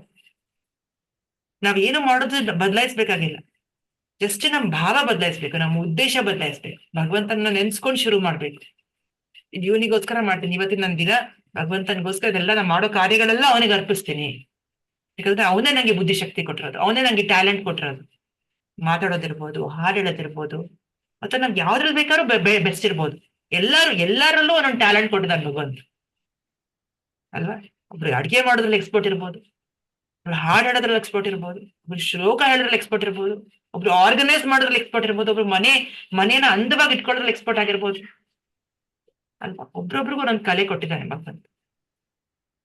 ಬಟ್ ಆ ಕಲೆನ ಸುಮ್ಮನೆ ನಾನ್ ಹೆಸರು ತಗೊಂತೀನಿ, ನಾನ್ ಪ್ರಶಂಸೆ ತಗೊಂತೀನಿ ಅಂತ ಅಲ್ಲ, ರೈಟ್? ಅವನಿಗೆ ಆಫರ್ ಮಾಡೋದು, ಅವನಿಗೆ ಅರ್ಪಿಸೋದು ಅಲ್ವಾ? ಆತರ ಮಾಡಿದಾಗ ಅದು ಸಾರ್ಥಕ. ಸೊ ಅದಕ್ಕೆ ಉದಾಹರಣೆ ಆಕ್ಚುಲಿ ಭಗವಂತ ಇಲ್ಲಿ ಒಳ್ಳೆ ಉದಾಹರಣೆ ಏನ್ ಹೇಳ್ತಾನೆ, ನಾವೆಲ್ಲರೂ ಸಿನಿಮಾ ನೋಡಿದೀವಲ್ವಾ, ಸಿನಿಮಾದಲ್ಲಿ ಹೀರೋ ಹೀರೋಯಿನ್ ಲವ್ ಮಾಡೋದು ನೋಡಿದೀವಿ, ಕರೆಕ್ಟಾ? ಆದ್ರೆ ಮದ್ವೆ ಆದ್ಮೇಲೆ ಇನ್ನೇನೋ ಅವ್ರದ್ದು ಅಷ್ಟೇ ಅಲ್ವಾ, ಹಸ್ಬೆಂಡ್ ವೈಫ್ ಅಷ್ಟೇ ಇರ್ಬೇಕು, ಕರೆಕ್ಟಾ? ಬಟ್ ಅದೇ ಒಂದ್ ಹೆಂಡತಿಗೆ ಇನ್ನೊಬ್ಬ ವ್ಯಕ್ತಿ ಮೇಲೆ ಆಕರ್ಷಣೆ ಬಂತು ಅನ್ಕೊಂಡಾರ, ಹೊರಗಡೆ ಮೂರನೇ ವ್ಯಕ್ತಿ, ಯಾವ್ದೋ ಒಂದ್ ಕಾರಣದಿಂದ, ಓಕೆ, ಒಳ್ಳೆಯವನೇ ಆಗಿರ್ಬೋದು, ಮೇ ಬಿ ಗಂಡ ಸರಿ ಇಲ್ದಿರ್ಬೋದು, ಏನೇ ಇರ್ಬೋದು ಕಾರಣ, ಮೂರನೇ ವ್ಯಕ್ತಿ ಮೇಲೆ ಆಕರ್ಷಣೆ ಬಂತು ಹೆಂಡತಿಗೆ, ಹೆಣ್ಣಿಗೆ, ಅಥವಾ ಗಂಡಸಿಗೆ ಇನ್ನೊಂದು ಮದುವೆ ಆದ್ಮೇಲೆ ಇನ್ನೊಂದು ಲೇಡಿ ಮೇಲೆ ಬಂತು. ಅವ್ರು ಯಾವ ತರ ಕಾರ್ಯ ಮಾಡ್ತಾರೆ, ಕೆಲ್ಸಗಳು ನಡ್ಕೊಂಡು ಹೋಗ್ತಾರೆ, ಎಷ್ಟು ಹುಷಾರಾಗಿ ಎಲ್ಲಾ ಕಾರ್ಯಗಳು ಮಾಡ್ಕೊಂಡು ಹೋಗ್ತಿರ್ತಾರೆ. ಬಟ್ ಮನ್ಸಲ್ಲಿ ಯಾವಾಗ್ಲೂ ಆಕೆ ಬಗ್ಗೆನೇ ಚಿಂತೆ ಇರುತ್ತೆ, ಅಥವಾ ಈಕೆಗೆ ಆತನ ಬಗ್ಗೆನೇ ಚಿಂತೆ ಇರುತ್ತೆ. ಅವನ್ ಏನ್ ಮಾಡ್ತಿದ್ದಾನೇನೋ, ಆಫೀಸ್ಗೆ ಹೋದ್ನಾ, ತಿಂಡಿ ತಿನ್ನ, ಎಕ್ಸೆಟ್ರಾ ಎಕ್ಸೆಟ್ರಾ. ಹೌದಾ ಅಲ್ವಾ? ಕರೆಕ್ಟಾ? ಅದೇ ತರ ಈವನ್ ಮದ್ವೆಗಿಂತ ಮುಂಚೆನೆ ಯಾರು ಲವ್ ಮ್ಯಾರೇಜ್ ಮಾಡ್ಕೊಂಡ್ರೆ ಅವ್ರಿಗೂ ಅದೇ ತರ ಇರತ್ತಲ್ಲ. ಯಾವಾಗ್ಲೂ ಹುಡುಗ ಏನ್ ಮಾಡ್ತಿರೋ ಅದೇ ಚಿಂತೆ ಹುಡುಗಿಗೆ, ಅಥವಾ ಹುಡುಗಿ ಏನ್ ಮಾಡ್ತೀರ ಅದೇ ಚಿಂತೆ ಹುಡುಗನಿಗೆ ಅಲ್ವಾ? ಅದೇ ನೆನ್ಸ್ಕೊಂಡೇ ನಾವು ಕೆಲಸಗಳು ಮಾಡ್ತಿರ್ತೀವಿ, ನೆನ್ಸ್ಕೊಂಡೆ ಎಲ್ಲಾ ಕಾರ್ಯ ಮಾಡ್ತೀವಿ, ಎಲ್ಲಾ ಕಡೆ ಹೋಗ್ತೀವಿ, ಶಾಪಿಂಗ್ ಮಾಡ್ತೀವಿ, ಊಟ ಮಾಡ್ತೀವಿ, ಮನೆಗೆ ಬರ್ತೀವಿ, ತಂದೆ ತಾಯಿ ಜೊತೆ ಇರ್ತೀವಿ, ಟಿವಿ ನೋಡ್ತೀವಿ, ಎಲ್ಲಾ ಮಾಡ್ತೀವಿ. ಆದ್ರೆ ಮನ್ಸಲ್ಲಿ ಅದೇ ಇರುತ್ತೆ. ಹಾಗೇ ಇರ್ಬೇಕಂತ. ಅದೇ ತರ ಭಗವಂತನ ಬಗ್ಗೆ ನಮ್ಗೆ ಪ್ರೀತಿ ಅನ್ನೋದು ಬರ್ಬೇಕು. ಹೇಗ್ ಬರುತ್ತೆ? ಗೊತ್ತಿಲ್ಲ ಅಂದ್ರೆ ಬರೋದೇ ಇಲ್ಲ. ಪರಿಚಯ ಇಲ್ಲ ಅಂದ್ರೆ ನಮ್ಗೆ ಯಾರ ಮೇಲೂ ಅಫೆಕ್ಷನ್ ಬರೋದಿಲ್ಲ, ಯಾರ ಮೇಲೂ ಪ್ರೀತಿ ಬರೋದಿಲ್ಲ. ಬಟ್ ಗೊತ್ತು ಮಾಡ್ಕೊಂಡ್ಮೇಲೆ ಯಾವಾಗ ಈ ವ್ಯಕ್ತಿ ತುಂಬಾ ಗ್ರೇಟ್ ಅಪ್ಪ, ತುಂಬಾ ಒಳ್ಳೆಯವನು, ಎಷ್ಟು ಕರುಣಾಮಯಿಯವನು, ಎಷ್ಟು ಗ್ರೇಟ್, ಅವನ ಬಗ್ಗೆ ನಾವು ತಿಳ್ಕೊಂಡಾಗ ಆಟೋಮ್ಯಾಟಿಕಲಿ ನಮ್ಗೆ ಅವನ ಮೇಲೆ ಆಕರ್ಷಣೆ ಬರುತ್ತೆ ಅಲ್ವಾ? ಸೊ ಅದನ್ನ ನಾವು ಸಾಧು ಸಂಘದಲ್ಲಿ ನಾವು ತಿಳ್ಕೊಬೇಕು. ಶ್ರದ್ಧೆಯಿಂದ ಶುರು ಆಗತ್ತೆ. ಅಧೌ ಶ್ರದ್ಧಾ ತಥಾ ಸಾಧು ಸಂಘ ತಥಾ ಅನರ್ಥ ನಿವೃತ್ತಿ. ಅಧೌ ಶ್ರದ್ಧಾ ಫಸ್ಟ್ ಶ್ರದ್ಧೆ, ಆಮೇಲೆ ಸಾಧು ಸಂಘ ಮಾಡ್ತೀವಿ ನಾವು. ಸಾಧು ಸಂಘ, ಭಜನೆ ಕ್ರಿಯೆ ಎಲ್ಲ ಮಾಡ್ತೀವಿ, ಕೇಳಿಸ್ಕೊಳ್ಳೋದು, ಭಜನೆ ಮಾಡೋದು, ಸಾಧು ಸಂಘ ಮಾಡೋದು. ಈ ಸಂಘದಲ್ಲಿ ನಾವು ಭಗವಂತನ ಬಗ್ಗೆ ಕೇಳ್ತಿರ್ಕೊಂತೀವಿ. ಅವಾಗ ನಮ್ಮಲ್ಲಿರೋಂತ ಅನರ್ಥ ಹೋಗುತ್ತೆ. ಅನರ್ಥ ಅಂದ್ರೆ ಏನೋ, ಏನ್ ನಮ್ಗೆ ಭಗವಂತನ ಹತ್ರ ಬರೋದಿಕ್ಕೆ ಅಡಚಣೆಗಳಿದೆಯೋ, ನೆನ್ನೆ ನಾವು ಮಾತಾಡಿದ್ವಲ್ಲ, ಪಾಪ ಅಥವಾ ಪುಣ್ಯ, ಇದೆಲ್ಲ ಅಡಚಣೆಗಳು ನಮ್ಗೆ ಭಗವಂತನ ಹತ್ರ ಬರೋದಿಕ್ಕೆ, ಭಗವಂತನಿಗೆ ಶರಣಾಗತಿ ತಗೊಳಕ್ಕೆ, ಎಲ್ಲ ಕಮ್ಮಿ ಆಗತ್ತೆ. ತಥಾ ಅನರ್ಥ ನಿವೃತ್ತಿ, ಆಮೇಲೆ ಆಸಕ್ತಿ, ರುಚಿ, ಭಾವ, ಪ್ರೇಮ, ಅದು ಕೊನೆ ಸ್ಟೇಜ್. ಅದು ಅದಕ್ಕೆ ಎಷ್ಟೊಂದೆಲ್ಲ ಇದೆ, 9 ಸ್ಟೆಪ್ ಇದೆ. ಅದೆಲ್ಲ ಆಗೋದಿಕ್ಕೆ ಕಾಲ ತಗೊಳುತ್ತೆ, ಸ್ವಲ್ಪ ಕಾಲ ತಗೊಳುತ್ತೆ. ಬಟ್ ನಾವು ಕಾನ್ಸ್ಟೆಂಟ್ ಆಗಿ ಇರ್ಬೇಕಷ್ಟೇ ಆ ಜಾಗದಲ್ಲಿ. ಸೊ ಅದು ಇಲ್ಲಿ ಹೇಳ್ತಾ ಇರೋದು. ಯಾವ ತರ ಮಾಮನುಸ್ಮರ ಯುದ್ಧ ಅಂತಿರೋದು ಅಂದ್ರೆ, ನಮ್ಮ ಯುದ್ಧ, ನಮ್ಮ ಜೀವನದಲ್ಲಿ ಇರೋಂಥ ಗುರಿಗಳನ್ನ ಅಥವಾ ನಮ್ಮ ಡ್ಯೂಟೀಸ್ ನಮ್ಮ ನಿಭಾಯಿಸ್ಕೊಂಡು ಭಗವಂತ ನೆನ್ಸ್ಕೊಂಡು ಅವ್ನಿಗೆ ಅರ್ಪಿಸ್ಕೊಂಡು ನಾವು ಮಾಡ್ಬೇಕು ಕಾರ್ಯಗಳು. ಅವಾಗ ನಮಗೆ ಒಂದಲ್ಲ ಒಂದ್ ದಿವಸ ಕೊನೆಗೆ ಇದೆ ಇಲ್ಲಿ ಹೇಳ್ತಾರೆ ಕೃಷ್ಣ, ಯಾವಾಗ ಆತರ ಅರ್ಜುನ ಯುದ್ಧ ಮಾಡ್ತಾನೋ, ಭಗವಂತನ ನೆನ್ಸ್ಕೊಂಡು ಯುದ್ಧ ಮಾಡ್ತಾನೋ, ಅವ್ನು ಕೊನೆಗಾಲದಲ್ಲೂ ಭಗವಂತನ ನೆನ್ಸ್ಕೊಂಡು ಸಾಯೋದಿಕ್ಕೆ ಸುಲಭ ಆಗತ್ತೆ. ಅದೇ ಎಲ್ರದ್ದು ಗುರಿಯಾಗಿರ್ಬೇಕು. ನಮ್ಮೆಲ್ರ ಗುರಿ ಏನಾಗಿರ್ಬೇಕು? ಕೊನೆಗೆ ಭಗವಂತನ ನೆನ್ಸ್ಕೊಂಡು ನಾವು ಪ್ರಾಣ ಬಿಡ್ಬೇಕು. ಇನ್ಯಾವುದೋ ನೆನ್ಸ್ಕೊಂಡಲ್ಲ, ಇನ್ಯಾವುದೋ ಕಾರ್ಯದ ಬಗ್ಗೆ ಅಥವಾ ನಮ್ ಬಿಸ್ನೆಸ್ ಬಗ್ಗೆ ಅಥವಾ ಫ್ಯಾಮಿಲಿ ಬಗ್ಗೆ ಅಥವಾ ಇನ್ಯಾರೋ ಬಗ್ಗೆ ಅಲ್ಲ. ಅಥವಾ ಯಾರ ಬಗ್ಗೆ ನೆನ್ಸ್ಕೊಂತೀವೋ ನಾವು ಅದೇ ತರ ಹುಡ್ತೀವಲ್ಲ. ನೋಡಿದ್ವಿ ನಾವು ಇದು 8ನೇ ಅಧ್ಯಾಯದಲ್ಲಿ. ಕರೆಕ್ಟಾ? ಒಂದು ಕಪ್ಪೆ ಒಂದು ನೊಣನ ಏನೋ ಅಲ್ವಾ, ಒಂದು ಇನ್ಸೆಕ್ಟ್ ನ ಇಟ್ಕೊಳಕ್ ಪ್ರಯತ್ನ ಮಾಡುತ್ತೆ, ರೈಟ್? ಸೊ ಅದಕ್ಕೆ ಏನ್ ಯೋಚನೆ ಬರುತ್ತೋ ಅದೇ ಮತ್ತೆ ಜನ್ಮ ತಗೊಳ್ಳೋದು. ಭರತ್ ಮಹಾರಾಜ ಕತೆ ಕೂಡ ನೋಡಿದ್ವಿ ನಾವು. ಭರತ್ ಮಹಾರಾಜರು ಜಿಂಕೆ ನೆನ್ಸ್ಕೊಂಡ್, ಕರೆಕ್ಟಾ? ಜಿಂಕೆ ನೆನ್ಸ್ಕೊಂಡ್ ಪ್ರಾಣ ಬಿಟ್ರು. ಹೌದು, ಜಿಂಕೆಯಾಗಿ ಹುಟ್ಟಿತ್ತು. ಜಿಂಕೆಯಾಗಿ ಹುಟ್ಬೇಕಾಗಿ ಬಂತು. ಸೊ ಇದೆಲ್ಲ ಭಗವಂತ ಹೇಳ್ತಾ ಇರೋದೆಲ್ಲ ಸತ್ಯ, ಎಲ್ಲ ಆಗತ್ತೆ. ಅದಕ್ಕೆ ಮಾರ್ಗ ಕೊಟ್ಟಿದ್ದಾನೆ ಭಗವಂತ, ಒಂದು ಪ್ರೋಸೆಸ್ ಕೊಟ್ಟಿದ್ದಾನೆ. ಹೆಂಗೆ ನಾವು ಸ್ಕೂಲ್ಗೆ ಹೋಗ್ತೀವಿ, ಕಾಲೇಜ್ಗೆ ಹೋಗ್ತೀವಿ, ಒಂದು ಪ್ರೋಸೆಸ್ ಇದೆ ಅಲ್ವಾ? ಸ್ಕೂಲ್ ಆದ್ಮೇಲೆ ಕಾಲೇಜು, ಕಾಲೇಜ್ ಆದ್ಮೇಲೆ ನೆಕ್ಸ್ಟ್ ಎಂಟ್ರೆನ್ಸ್ ಬರಿತೀವಿ, ಅದಾದ್ಮೇಲೆ ಒಂದು ಡಿಗ್ರಿ ಮಾಡ್ತೀವಿ, ಅದಾದ್ಮೇಲೆ ನಾವು ಅಪ್ಲೈ ಮಾಡ್ತೀವಿ ಜಾಬ್ಸ್ಗೆ, ಅಥವಾ ನಮ್ ಬಿಸ್ನೆಸ್ ಸೆಟಪ್ ಮಾಡ್ತೀವಿ. ಏನೇ ಇದೆಲ್ಲ ಒಂದು ಪ್ರೋಸೆಸ್ ನಮ್ ಲೈಫ್ ಸೆಟಲ್ ಮಾಡ್ಕೊಳಕ್ಕೆ. ಅದೇ ತರ ಭಕ್ತಿ ಜೀವನದಲ್ಲೂ ಒಂದು ಪ್ರೋಸೆಸ್ ಕೊಟ್ಟಿದ್ದಾನೆ. ಅಲ್ವಾ? ನಮಗೊಂದು ಚಿಕ್ಕ ಶ್ರದ್ಧೆ ಇದೆ ಸಾಕು, ಅಥವಾ ನಾವು ಮಾಡಿರೋ ಹಳೆ ಜನ್ಮದಲ್ಲಿ ಏನ್ ಭಕ್ತಿ ಮಾಡಿದೀವೋ ಅದು ಈ ಜನ್ಮದಲ್ಲಿ ಸ್ಟಾರ್ಟ್ ಆಗತ್ತದ. ಒಂದು ಗುರುವಿನ ಒಂದು ಮುಖಾಂತರ ಸ್ಟಾರ್ಟ್ ಆಗತ್ತದ. ಅದೇನಪ್ಪ, ನಾವ್ ಯಾವ್ದು ಗುರು ನೋಡಿಲ್ವಲ್ಲ ನಮ್ ಜೀವನದಲ್ಲಿ ಅಂತ ಅನ್ಕೋಬಹುದು ಅಲ್ವಾ? ಇದ್ರಿಗೂ ನಾವ್ ಯಾರನ್ನೂ ಗುರು ಮೀಟೇ ಮಾಡಿಲ್ವಲ್ಲ, ಮತ್ತೆ ಹೆಂಗೆ? ಬಟ್ ನಿಮ್ಮೆಲ್ರಿಗೂ ವಾಟ್ಸ್ಆಪ್ ಅಲ್ಲಿ ಮೆಸೇಜ್ ಬಂತು, ಹೌದಾ ಈ ತರ ಗೀತಾ ಜ್ಞಾನ ಭಗವದ್ಗೀತೆ ಕಾರ್ಯಕ್ರಮ ಇದೆ ಅಂತ. ನೀವೆಲ್ಲರೂ ರಿಜಿಸ್ಟರ್ ಮಾಡ್ಕೊಂಡ್ರಿ, ಹೌದು ನನ್ ಭಗವದ್ಗೀತೆ ಕೇಳ್ಬೇಕು ಅಂತ. ಅಷ್ಟೇ ಸಾಕು. ಇದು ಕೃಷ್ಣ ಕಳ್ಸಿರೋಂತ ಒಂದ್ ಸಂದೇಶ ಇವಾಗಿದೆ ಅಂತ. ನಾವೇನ್ ರಿಜಿಸ್ಟರ್ ಮಾಡ್ಕೊಂಡ್ವೋ, ನಾವೇನ್ ಕೇಳ್ಬೇಕು ಅಂತ ಇಚ್ಛೆ ಪಟ್ಕೊಂಡ್ವಲ್ಲ, ಅಲ್ಲೇ ಶುರುವಾಯ್ತು ನಮ್ಮ ಭಕ್ತಿ ಲತ. ಬೀಜ ಹಾಕಿದನಾಗ್ಲಿ ಕೃಷ್ಣ, ಅದು ಬೆಳೀತಾ ಇದೆ ಇವಾಗ. ನಾವೇನು ಪ್ರತಿನಿತ್ಯ ಶ್ರವಣ ಮಾಡ್ತೀವೋ, ಪ್ರತಿನಿತ್ಯ ಕೀರ್ತನೆ ಮಾಡ್ತೀವೋ, ಪ್ರತಿನಿತ್ಯ ಭಗವಂತನ ಕೇಳಿಸ್ಕೋತೀವೋ, ಅವಾಗ ಆ ಬೀಜ ನಿಧಾನಕ್ಕೆ ದೊಡ್ಡದಾಗತ್ತೆ. ನಮ್ಮ ಭಕ್ತಿ ಅನ್ನೋ ಗಿಡ ಬೆಳೆಯುತ್ತೆ. ನಮ್ಮ ಮನ್ಸಲ್ಲಿರೋ ಭಕ್ತಿ ಗಿಡ ಬೆಳಿಬೇಕು. ಆಗ ಆಟೋಮೆಟಿಕಲಿ ಎಲ್ಲಾ ಪಾಪ ಹೋಗುತ್ತೆ. ನೋಡಿದಲ್ಲ ನಾವು ನೆನ್ನೆ ಸರ್ವಧರ್ಮ ಪರಿಚಯದಲ್ಲಿ ಕೃಷ್ಣ ಏನ್ ಹೇಳ್ದ, ಎಲ್ಲಾ ಪಾಪಗಳನ್ನ ನಾನು ತೆಗೆದು ಬಿಡ್ತೀನಿ, ಎಂದು ಭಯಪಡಬೇಡ, ಹೆದರ್ಕೋಬೇಡ ಅಂತ ಜವಾಬ್ದಾರಿ ತಗೊಂತಾನೆ ಕೃಷ್ಣ.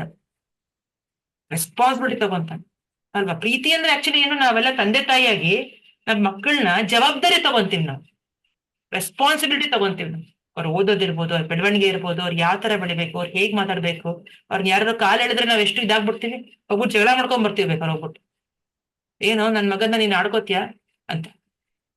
ಅದಲ್ವಾ, ಅಷ್ಟು ಪ್ರೊಟೆಕ್ಟ್ ಮಾಡ್ತೀವಿ ನಾವು. ಅದೇ ತರ ಕೃಷ್ಣನು ಹಾಗೆ ಯೋಚನೆ ಮಾಡ್ತೀವಿ. ಸೊ ಆತರ ನಾವು ಭಗವಂತನ ನೆನ್ಸ್ಕೊಳಕ್ಕೆ ಸಾಧ್ಯತೆ ಇದೆ. ಹೇಗೆ, ಯಾವ ತರ ಒಂದು ಹುಡುಗ ಹುಡುಗಿ ಅವರ ಯವ್ವನದಲ್ಲಿ ಒಬ್ಬರನ್ನೊಬ್ರು ನೋಡಿ ಆಕರ್ಷಣೆಗೆ ಬಂದವರು ಪ್ರತಿ ಕ್ಷಣ ನೆನ್ಸ್ಕೊತಿರ್ತಾರೋ, ಅದೇ ತರ ಕೃಷ್ಣನ್ ಬಗ್ಗೆನೂ ನಮ್ಗೆ ನೆನ್ಸ್ಕೊಳಕ್ಕೆ ಸಾಧ್ಯತೆ ಆಗತ್ತೆ. ಅವನ ಬಗ್ಗೆ ಕೇಳ್ತಾ ಕೇಳ್ತಾ ಕೇಳ್ತಾ ಕೇಳ್ತಾ. ಸೊ ಪರಂಪರೆಯಲ್ಲಿ ಬಂದಿರೋಂಥ ಗುರುವಿನ ಮುಖಾಂತರ ನಾವು ಕೇಳ್ಬೇಕು, ಸಾಧು ಸಂಘದ ಮುಖಾಂತರ ನಾವು ತಿಳ್ಕೊಂಡಾಗ ನಮ್ಗೆ ತಿಳಿದು ಬರುತ್ತೆ ಭಗವಂತನ ಒಂದು ಮಹತ್ವದ. ನೆಕ್ಸ್ಟ್ ಭಗವಂತ ಏನ್ ಹೇಳ್ತಾನೆ, ಯೋಗ ಅಲ್ವಾ, ಪ್ರತಿಯೊಬ್ರು ಯೋಗ ಮಾಡ್ಬೇಕು. ಯೋಗ ಅಂದ್ರೆ ಏನು? ಮನುಷ್ಯ ಜೀವನದ ಒಂದು ಅರ್ಥ ಯೋಗ ಮಾಡೋದ್ರಿಂದ ಶುರು ಆಗತ್ತೆ. ಕಾಮ್ಯ ಕರ್ಮ ಇಂದ ಅಲ್ಲ, ನಂಗೆ ಏನಾದ್ರು ಬೇಕಪ್ಪ ಫಲಿತ ಬೇಕು ಅಂತ ಕರ್ಮ ಮಾಡೋದಲ್ಲ, ಅದು ಆಧ್ಯಾತ್ಮಿಕ ಅಲ್ಲ. ಕೆಲವ್ರು ಏನ್ ಹೇಳ್ತಾರೆ, ವರ್ಕ್ ಇಸ್ ವರ್ಷಿಪ್ ಅಂತಾರೆ. ಕೆಲಸ ಮಾಡಿದ್ರೆ ಸಾಕೋ, ದೇವ್ರ ಪೂಜೆ ಮಾಡ್ದಂಗೆ. ಇಲ್ಲ, ಬರೀ ಕೆಲಸ ಮಾಡಿದ್ರೆ ಸಾಕಾಗಲ್ಲ, ಭಗವಂತನ ಸೇರಿಸಿ ಕೆಲಸ ಮಾಡಿದ್ರೆ ಅದು ಕೆಲಸ, ನಿಜವಾದ ಕೆಲಸ ಆಗುತ್ತೆ. ಅದಕ್ಕೆ ಕರ್ಮಯೋಗ ಅನ್ನೋದು.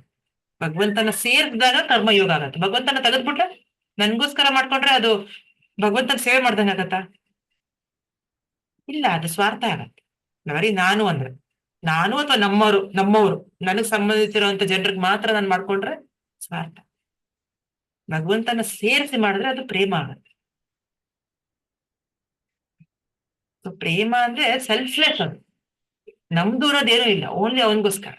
ಭಗವಂತನಿಗೋಸ್ಕರ ನಾನು ಮಾಡ್ತೀನಿ ಕಾರ್ಯ, ಅವನಿಗೋಸ್ಕರ ನಾನು ಓದ್ತೀನಿ, ಅವನಿಗೋಸ್ಕರ ನಾನು ಕಾಲೇಜ್ ಹೋಗ್ತೀನಿ, ಅವನಿಗೋಸ್ಕರ ನಾನು ಕೆಲ್ಸಕ್ಕೆ ಹೋಗ್ತೀನಿ, ಅವನಿಗೋಸ್ಕರ ಮನೆ ಚೆನ್ನಾಗಿ ನೋಡ್ಕೊಳ್ತೀನಿ, ಅವನಿಗೋಸ್ಕರ ಮಕ್ಕಳನ್ನ ಚೆನ್ನಾಗಿ ಬೆಳೆಸ್ತೀನಿ, ಅವನಿಗೋಸ್ಕರ ನಾನೆಲ್ಲ ದೊಡ್ಡವ್ರನ್ನ ಸೇವೆ ಮಾಡ್ತೀನಿ, ಅವ್ರಿಗೋಸ್ಕರ ನನ್ನ ಕೋಪನ ಕಂಟ್ರೋಲ್ ಅಲ್ಲಿ ಇಟ್ಕೊಂತೀನಿ, ಅವನಿಗೋಸ್ಕರ ನನ್ನ ಮಾತುಗಳನ್ನ ಕಂಟ್ರೋಲ್ ಅಲ್ಲಿ ಇಟ್ಕೋತೀನಿ.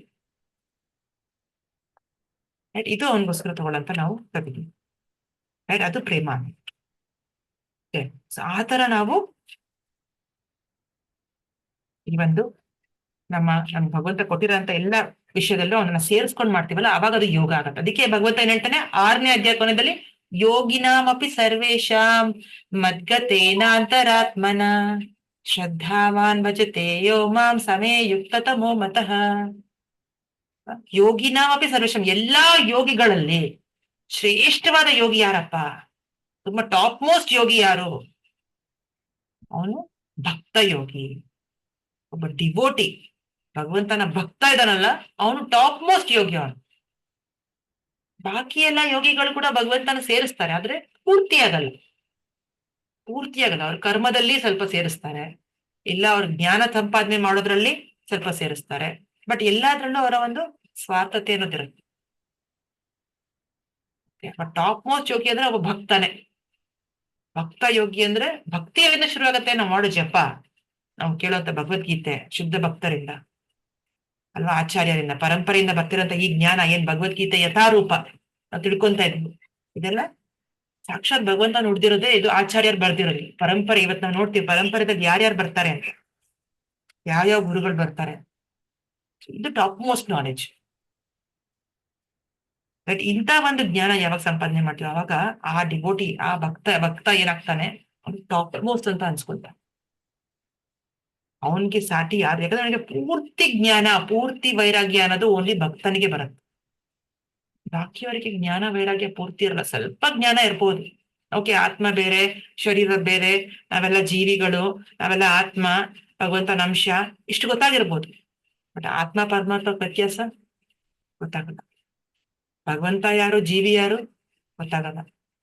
ಜೀವಿ ಅಂತ ಅನ್ಕೊಂಡ್ರೆ ಸಾಕಾಗಲ್ಲ ಅಲ್ವಾ. ಈಗ ನಾನು ಬರೀ ತಾಯಿ ಅಂತ ಹೇಳ್ಸ್ಕೊಂಡ್ರೆ ಸಾಕಾಗಲ್ಲ, ನಾನು ತಾಯಿಯಾಗಿ ನಡ್ಕೋಬೇಕು ಕೂಡ ಅಲ್ವಾ. ಆಫೀಸಲ್ಲಿ ನಮ್ಗೆ ಏನಾದ್ರು ಒಂದು ರೋಲ್ ಕೊಡ್ಬೋದು, ನೀನೊಂದು ಮ್ಯಾನೇಜರ್ ಅಪ್ಪ, ಮ್ಯಾನೇಜರ್ ಅಂತ ಹೇಳಿದ್ಮೇಲೆ ಪೋಸ್ಟ್ ಕೊಟ್ಮೇಲೆ ಮ್ಯಾನೇಜರ್ ತರ ನಡ್ಕೋಬೇಕಲ್ವಾ, ಮ್ಯಾನೇಜರ್ ಕಾರ್ಯ ಮಾಡ್ಬೇಕಲ್ವಾ, ನಾವು ಮ್ಯಾನೇಜರ್ ಡ್ಯೂಟಿ ಮಾಡ್ಬೇಕು. ನಾವು ಅವಾಗಲೇ ಮ್ಯಾನೇಜರ್ ಅಂತ ಅನ್ಸ್ಕೊಳ್ತೀವಿ. ಅದೇ ತರ ನಾವ್ ಜೀವಿ ಅಂತ ಬರೀ ಗೊತ್ತಾದ್ರೆ ಸಾಕಾಗಲ್ಲ, ಆ ಜೀವಿ ಮಾಡೋ ಕಾರ್ಯ ಮಾಡ್ಬೇಕು ನಾವು. ರೈಟ್, ಆ ಸ್ಪಿರಿಚುವಲ್ ಆಕ್ಟಿವಿಟಿ ನಾವು ಮಾಡ್ಬೇಕು, ಆಧ್ಯಾತ್ಮಿಕ ಕಾರ್ಯ ನಾವು ಮಾಡಿದಾಗ್ಲೇ ಜೀವಿ ಅಂತ ಅನ್ಸ್ಕೋತೀವಿ ನಾವು. ಅದು ಒಂದು ಯೋಗಿ ಅಥವಾ ಒಂದು ಭಕ್ತ ಯೋಗಕ್ಕೆ ಮಾತ್ರ ಗೊತ್ತಾಗತ್ತೆ, ಭಕ್ತಿ ಯೋಗ ಮಾಡೋರಿಗೆ ಮಾತ್ರ ಗೊತ್ತಾಗತ್ತೆ. ಬಾಕಿ ಯೋಗದಲ್ಲಿ ಗೊತ್ತಾಗಲ್ಲ. ಅವರು ಯೋಗ ಮಾಡ್ತಿದೀವಿ ಅಂತ ಅನ್ಕೊಂತಾರೆ, ಬಟ್ ಅದು ಪೂರ್ತಿ ಆಧ್ಯಾತ್ಮಿಕ ಅಲ್ಲ, ಸ್ವಲ್ಪ ಕೆಲವು ಪರ್ಸೆಂಟೇಜ್ ಮಾತ್ರ ಇರುತ್ತೆ. ಸೊ ರಿಸಲ್ಟು ಅಷ್ಟೇ ಇರುತ್ತೆ, ರಿಸಲ್ಟು ಹಾಗೆ ಇರುತ್ತೆ.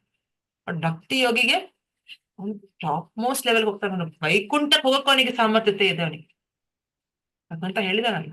ಅವನ ಜನ್ಮ ಕರ್ಮ ಚ ಮೇ ದಿವ್ಯಂ ಏವಂ ಯೋಗೈತಿ ತತ್ವತಃ ತ್ಯಕ್ವಾ ದೇಹಂ ಪುನರ್ಜನ್ಮ ನೈತಿ ಮಾಮೇತಿ ಸುವರ್ಜನ್. ಅವನ ತತ್ವರೂಪದ ತಿಳ್ಕೊಂಡ್ರೆ ಇನ್ನೊಂದ್ ಜನ್ಮನೇ ಇರೋದಿಲ್ಲ. ಅವನ್ ಧಾಮಕ್ಕೆ ಹೋಗೋದಿಕ್ಕೆ ನಾವು ಅರ್ಹರಾಗ್ತೀವಿ. ಹೆಂಗೆ ನಾವೀಗ ಅಮೆರಿಕಾಗ್ ಹೋಗ್ಬೇಕಪ್ಪ, ಬೇರೆ ಕಂಟ್ರಿಗೆ ಹೋಗ್ಬೇಕು, ಬೇರೆ ದೇಶಕ್ಕೆ ವಿದೇಶಕ್ಕೆ, ವೀಸಾ ಬೇಕಾ? ವೀಸಾ ಇಲ್ಲದೆ ಹೋಗಕ್ಕಾಗತ್ತ ನಾವು? ಇಲ್ಲ, ವೀಸಾ ಸ್ಟ್ಯಾಂಪಿಂಗ್ ಆಗ್ಲೇಬೇಕು. ಕರೆನ್ಸಿ ಬೇಕಾ? ಆ ದೇಶದ ಕರೆನ್ಸಿ ಬೇಕು, ಕರೆಕ್ಟಾ? ಆಮೇಲೆ ವೀಸಾ ಇಂಟರ್ವ್ಯೂ ಎಲ್ಲ ಇರುತ್ತೆ, ಅದೆಲ್ಲ ಕ್ಲಿಯರ್ ಮಾಡಿ ಅವಾಗ್ಲೂ ನಾವು ಆ ದೇಶಕ್ಕೆ ಹೋಗೋದಿಕ್ಕಾಗತ್ತೆ. ಅದೇ ತರ ಭಗವಂತನ ವೈಕುಂಠ ಧಾಮ ಅಂದ್ರೆ ಏನು? ನಾವ್ ಇಲ್ಲೇ ಇದೇ ಭೂಮಿ ಮೇಲೆ ನಾವ್ ಇನ್ನೊಂದ್ ದೇಶಕ್ಕೆ ಹೋಗ್ಬೇಕು ಅಂದ್ರೆ ಇಷ್ಟೆಲ್ಲ ಪ್ರೊಸೆಸ್ ಇದೆ, ಕರೆಕ್ಟಾ? ಈ ಭೂಮಂಡಲ ದಾಟಿ ಹೋಗ್ಬೇಕು ಅಂದ್ರೆ ಭಗವಂತನ ಧಾಮಕ್ಕೆ ಅದಕ್ಕೂ ಪ್ರೋಸೆಸ್ ಇರ್ಬೇಕಲ್ವಾ ಅಲ್ವಾ? ಅದಕ್ಕೂ ಒಂದು ಎಜುಕೇಶನ್ ಬೇಕಲ್ವಾ? ನಮಗೆ ಕ್ವಾಲಿಫಿಕೇಶನ್ ಬೇಕು, ನಮ್ಗೊಂದು ಅರ್ಹತೆ ಬೇಕು, ಒಂದು ಪ್ಯೂರಿಫಿಕೇಶನ್ ಆಗ್ಬೇಕು ನಮ್ಗೆ. ಅದಕ್ಕೆ ಭಗವಂತ ತುಂಬಾ ಸುಲಭವಾಗಿ, ಚೈತನ್ಯ ಮಹಾಪ್ರಭು ತುಂಬಾ ಸುಲಭವಾಗಿರೋದು ಕೊಟ್ಟಿರೋದು ನಮ್ಗೆ ಮಾರ್ಗ. ಜಸ್ಟ್ ಚಾಂಟ್, ಜಸ್ಟ್ ಜಪ ಮಾಡೋದು, ಹರೇ ಕೃಷ್ಣ ಮಹಾಮಂತ್ರ ಉಚ್ಚಾರಣೆ ಪ್ರತಿನಿತ್ಯ ಮಾಡೋದು. ನಮ್ಮ ನಿಗದಿತ ರೌಂಡ್ಸ್ ಏನೋ 1 ರೌಂಡ್ ಶ್ರದ್ಧಾವಂತ ತಗೊಂಡಿದೀವ ಇದುವರೆಗೂ, 1 ರೌಂಡ್ ಬಿಡ್ದೇನೆ ಮಾಡಿ ಅಂಡ್ ನಿಧಾನಕ್ಕೆ ಅದನ್ನ ಏರಿಸ್ಕೊಂಡು ಹೋಗಿ. 4 ರೌಂಡ್ ಮಾಡ್ತಾ ಇದೀವ ಪ್ರತಿನಿತ್ಯ, 4 ಮಾಡ್ಕೊಂಡು ನಿಧಾನಕ್ಕೆ ಸ್ವಲ್ಪ ಹೆಚ್ಚಿಸ್ಕೊಂಡು ಹೋಗುದು. ಅದು ನಮ್ ಫಸ್ಟ್ ಡ್ಯೂಟಿ. ಅದು ಯಾವಾಗ ಇದನ್ನ ನಾವು ಮಾಡ್ತಾ ಹೋಗ್ತೀವೋ ಕೆಲವು ಕಾಲ ಭಗವಂತನ ಸಾಂಗತ್ಯ, ಭಕ್ತರ ಸಾಂಗತ್ಯ ಮಾಡ್ತಾ ಮಾಡ್ತಾ ಮಾಡ್ತಾ ನಾವು ಪ್ಯೂರಿಫೈ ಆಗ್ತಾ ಹೋಗ್ತೀವಿ. ನಮ್ಮಲ್ಲಿರೋ ಮಾಲಿನ್ಯ ಎಲ್ಲ ಹೋಗುತ್ತೆ, ಎಲ್ಲ ಕೆಟ್ಟ ಆಲೋಚನೆಗಳು ಹೋಗುತ್ತೆ, ಅನರ್ಥಗಳು ಹೋಗುತ್ತೆ, ಪಾಪ ಹೋಗುತ್ತೆ, ಜ್ಞಾನ ಬರುತ್ತೆ, ಎಲ್ಲ ಕ್ಲಾರಿಟಿಯಾಗಿ ಗೊತ್ತಾಗತ್ತೆ ನಮ್ಗೆ. ಇಷ್ಟೆಲ್ಲ ನಮ್ಗೆ ಈಸಿ ಆಗತ್ತೆ ಭಕ್ತಿ ಮಾಡೋದಕ್ಕೆ. ಇದೆಲ್ಲ ಅನುಕೂಲ ಸಿಗತ್ತೆ ನಮ್ಗೆ ಯಾವಾಗ ಭಗವಂತನ ಭಕ್ತಿ ನಾವು ಮಾಡ್ತೀವಿ. ಅದಕ್ಕೆ ಭಕ್ತಿ ಯೋಗ ಅನ್ನೋದು ಅಷ್ಟು ಸರ್ವಶ್ರೇಷ್ಠ. ಅಂದ್ರೆ ಓನ್ಲಿ ಆಧ್ಯಾತ್ಮಿಕವಾಗಿ ಇದೀವಿ ನಾವು, ಆಧ್ಯಾತ್ಮಿಕ ಕಾರ್ಯ ಮಾಡ್ತಾ ಇದೀವಿ ಅಂದ್ರೆ ಭಕ್ತಿ ಮಾಡ್ತಾ ಇದೀವಿ ಅಂತ ಅರ್ಥ. ಭಕ್ತಿ ಬಿಟ್ಟು ಬೇರೆ ಯಾವ ಯೋಗ ಪ್ಲಾಟ್ಫಾರ್ಮು ಭಗವಂತ ಪೂರ್ತಿ ಅಂತ ಒಪ್ಪಲ್ಲ. ಇಲ್ಲದೆ ಅವ್ರು ಭಗವಂತ ಯಾಕೆ ಹೇಳ್ತಿದ್ದ ಯೋಗಿನಾಂ ಅಪಿ ಸರ್ವೇಶಾಂ ಅಂತ? ಇದು ಕೃಷ್ಣ ಕೊಡ್ತಿರಂತ ಅವನ ಒಂದು ಕನ್ಕ್ಲೂಷನ್, ಅವನ ಒಂದು ಏನಂತಾರೆ, ಅವನ ಒಪಿನಿಯನ್. ಇದು ನಾನು ಹೇಳ್ತಾರ ಅಂತ ಒಂದು ಜಡ್ಜ್ಮೆಂಟ್ ಅಂತ ಹೇಳ್ತೇನೆ, ಇದು ನನ್ನ ನಿರ್ಣಯ. ಭಕ್ತಿ ತುಂಬಾ ಸುಲಭ, ಆಕ್ಚುಲಿ ಸುಸುಖಂ. ಇದು ಸುಸುಖಂ ಕರ್ತುಂ ಅವ್ಯಯಂ ಅಂತ ನಾವು ತುಂಬಾ ಸುಖವಾಗಿ ಈಸಿಯಾಗಿ ಮಾಡ್ಬೋದು. ಏನಾದ್ರು ನಾವು ಫ್ಯಾನ್ ಆರಿಸ್ಬಿಟ್ಟು ಬೆಂಕಿ ಹಚ್ಕೊಂಡ್ಬಿಟ್ಟು ಸುತ್ತಲೂ ಬೆಂಕಿ ಹಚ್ಕೊಂಡ್ಬಿಟ್ಟು ಕೂತ್ಕೊಂಡು ಜಪ ಮಾಡಿ ಅಂತಾರ ಹೇಳ್ತಿದಾರೆ? ಅವಶ್ಯಕತೆ ಇಲ್ಲ. ಏನು ತಿಂದೇನೆ, ಏನು ಉಂಡೇನೆ ನಿರ್ಜಲ ಮಾಡ್ಕೊಂಡು ಕೂತ್ಕೊಳ್ಳಿ ಅಂತ ಹೇಳ್ತಿದಾರ? ಏನು ಇಲ್ಲ. ಮನೆ ಬಿಟ್ಟು ಕಾಡ್ಗೆ ಹೋಗಿ ಎಲ್ಲಾರು ಕೂತ್ಕೊಳ್ಳಿ ಅಂತಿದಾರ? ಅದು ಹೇಳ್ತಾರೆ. ಸನ್ಯಾಸಿ ಡ್ರೆಸ್ ಹಾಕೊಳ್ಳಿ ಅಂತಿದಾರ? ಇಲ್ಲ. ನಿಮ್ಗೆ ಏನ್ ಬೇಕೋ ಇಷ್ಟವಾಗಿರೋ ಬಟ್ಟೆ ಹಾಕೊಳ್ಳಿ, ಫ್ಯಾಮಿಲಿ ಜೊತೆ ಇರಿ, ಫ್ಯಾಮಿಲಿ ಜೊತೆ ಟೈಮ್ ಸ್ಪೆಂಡ್ ಮಾಡಿ, ಒಳ್ಳೆ ಆಹಾರ ಸ್ವೀಕರಿಸಿ, ಭಗವಂತನಿಗೆ ಅರ್ಪಿಸಿರುವಂತ ಆಹಾರ. ಅಲ್ಲಿ ನಾವು ಸಾತ್ವಿಕ ಆಹಾರ ಬಗ್ಗೆ ಮಾತಾಡಿ ಉಂಟಲ್ವ, ಒಳ್ಳೆ ಪೌಷ್ಟಿಕಾಂಶ ಆಹಾರ, ಒಳ್ಳೆ ಮಾತು, ಒಳ್ಳೆ ಹಾಡು, ಒಳ್ಳೆ ಕೀರ್ತನೆ ಮನೆಯಲ್ಲಿ, ಒಳ್ಳೆ ಸಾಂಗು, ಒಳ್ಳೆ ವಿಷಯ, ಭಗವದ್ಗೀತೆ ಅಂತ ಒಳ್ಳೆ ಜ್ಞಾನ ಸಂಪಾದನೆ, ಇದೆಲ್ಲ ತುಂಬಾ ಒಂಥರ simple living, high class thinking. Devotees ಅಂದ್ರೆ ಆತರ best life, best standard of life ಅಂದ್ರೆ ಇದು ಭಕ್ತಿ ಜೀವನ. ಇದನ್ನ ನಾವ್ ಯಾವಾಗ ಮಾಡ್ತೀವೋ ಅವಾಗ ನಮ್ಗೆ ಈಸಿ ಆಗತ್ತೆ ನಮ್ ಜೀವನ. ಯಾವ್ದಾರ ಪ್ರಶ್ನೆ ಇದೆ? ಏನೋ ಡೌಟ್ಸ್ ಇತ್ತಾ? ಏನಾದ್ರು ಪ್ರಶ್ನೆ ಇತ್ತಾ ಭಾರತಿ ಮಾತಾಜಿ? ಚೆನ್ನಾಗಿ ಹೇಳಿದ್ರಿ Mataji. 9 steps to reach the Lord ಅದೊಂದು ಇನ್ನೊಂದ್ಸತಿ ಹೇಳ್ತೀರಿ? ಹಾ, ಎಸ್ ಮಾತಾಜಿ. ಭಾವ ಹೇಳ್ತೀನಿ.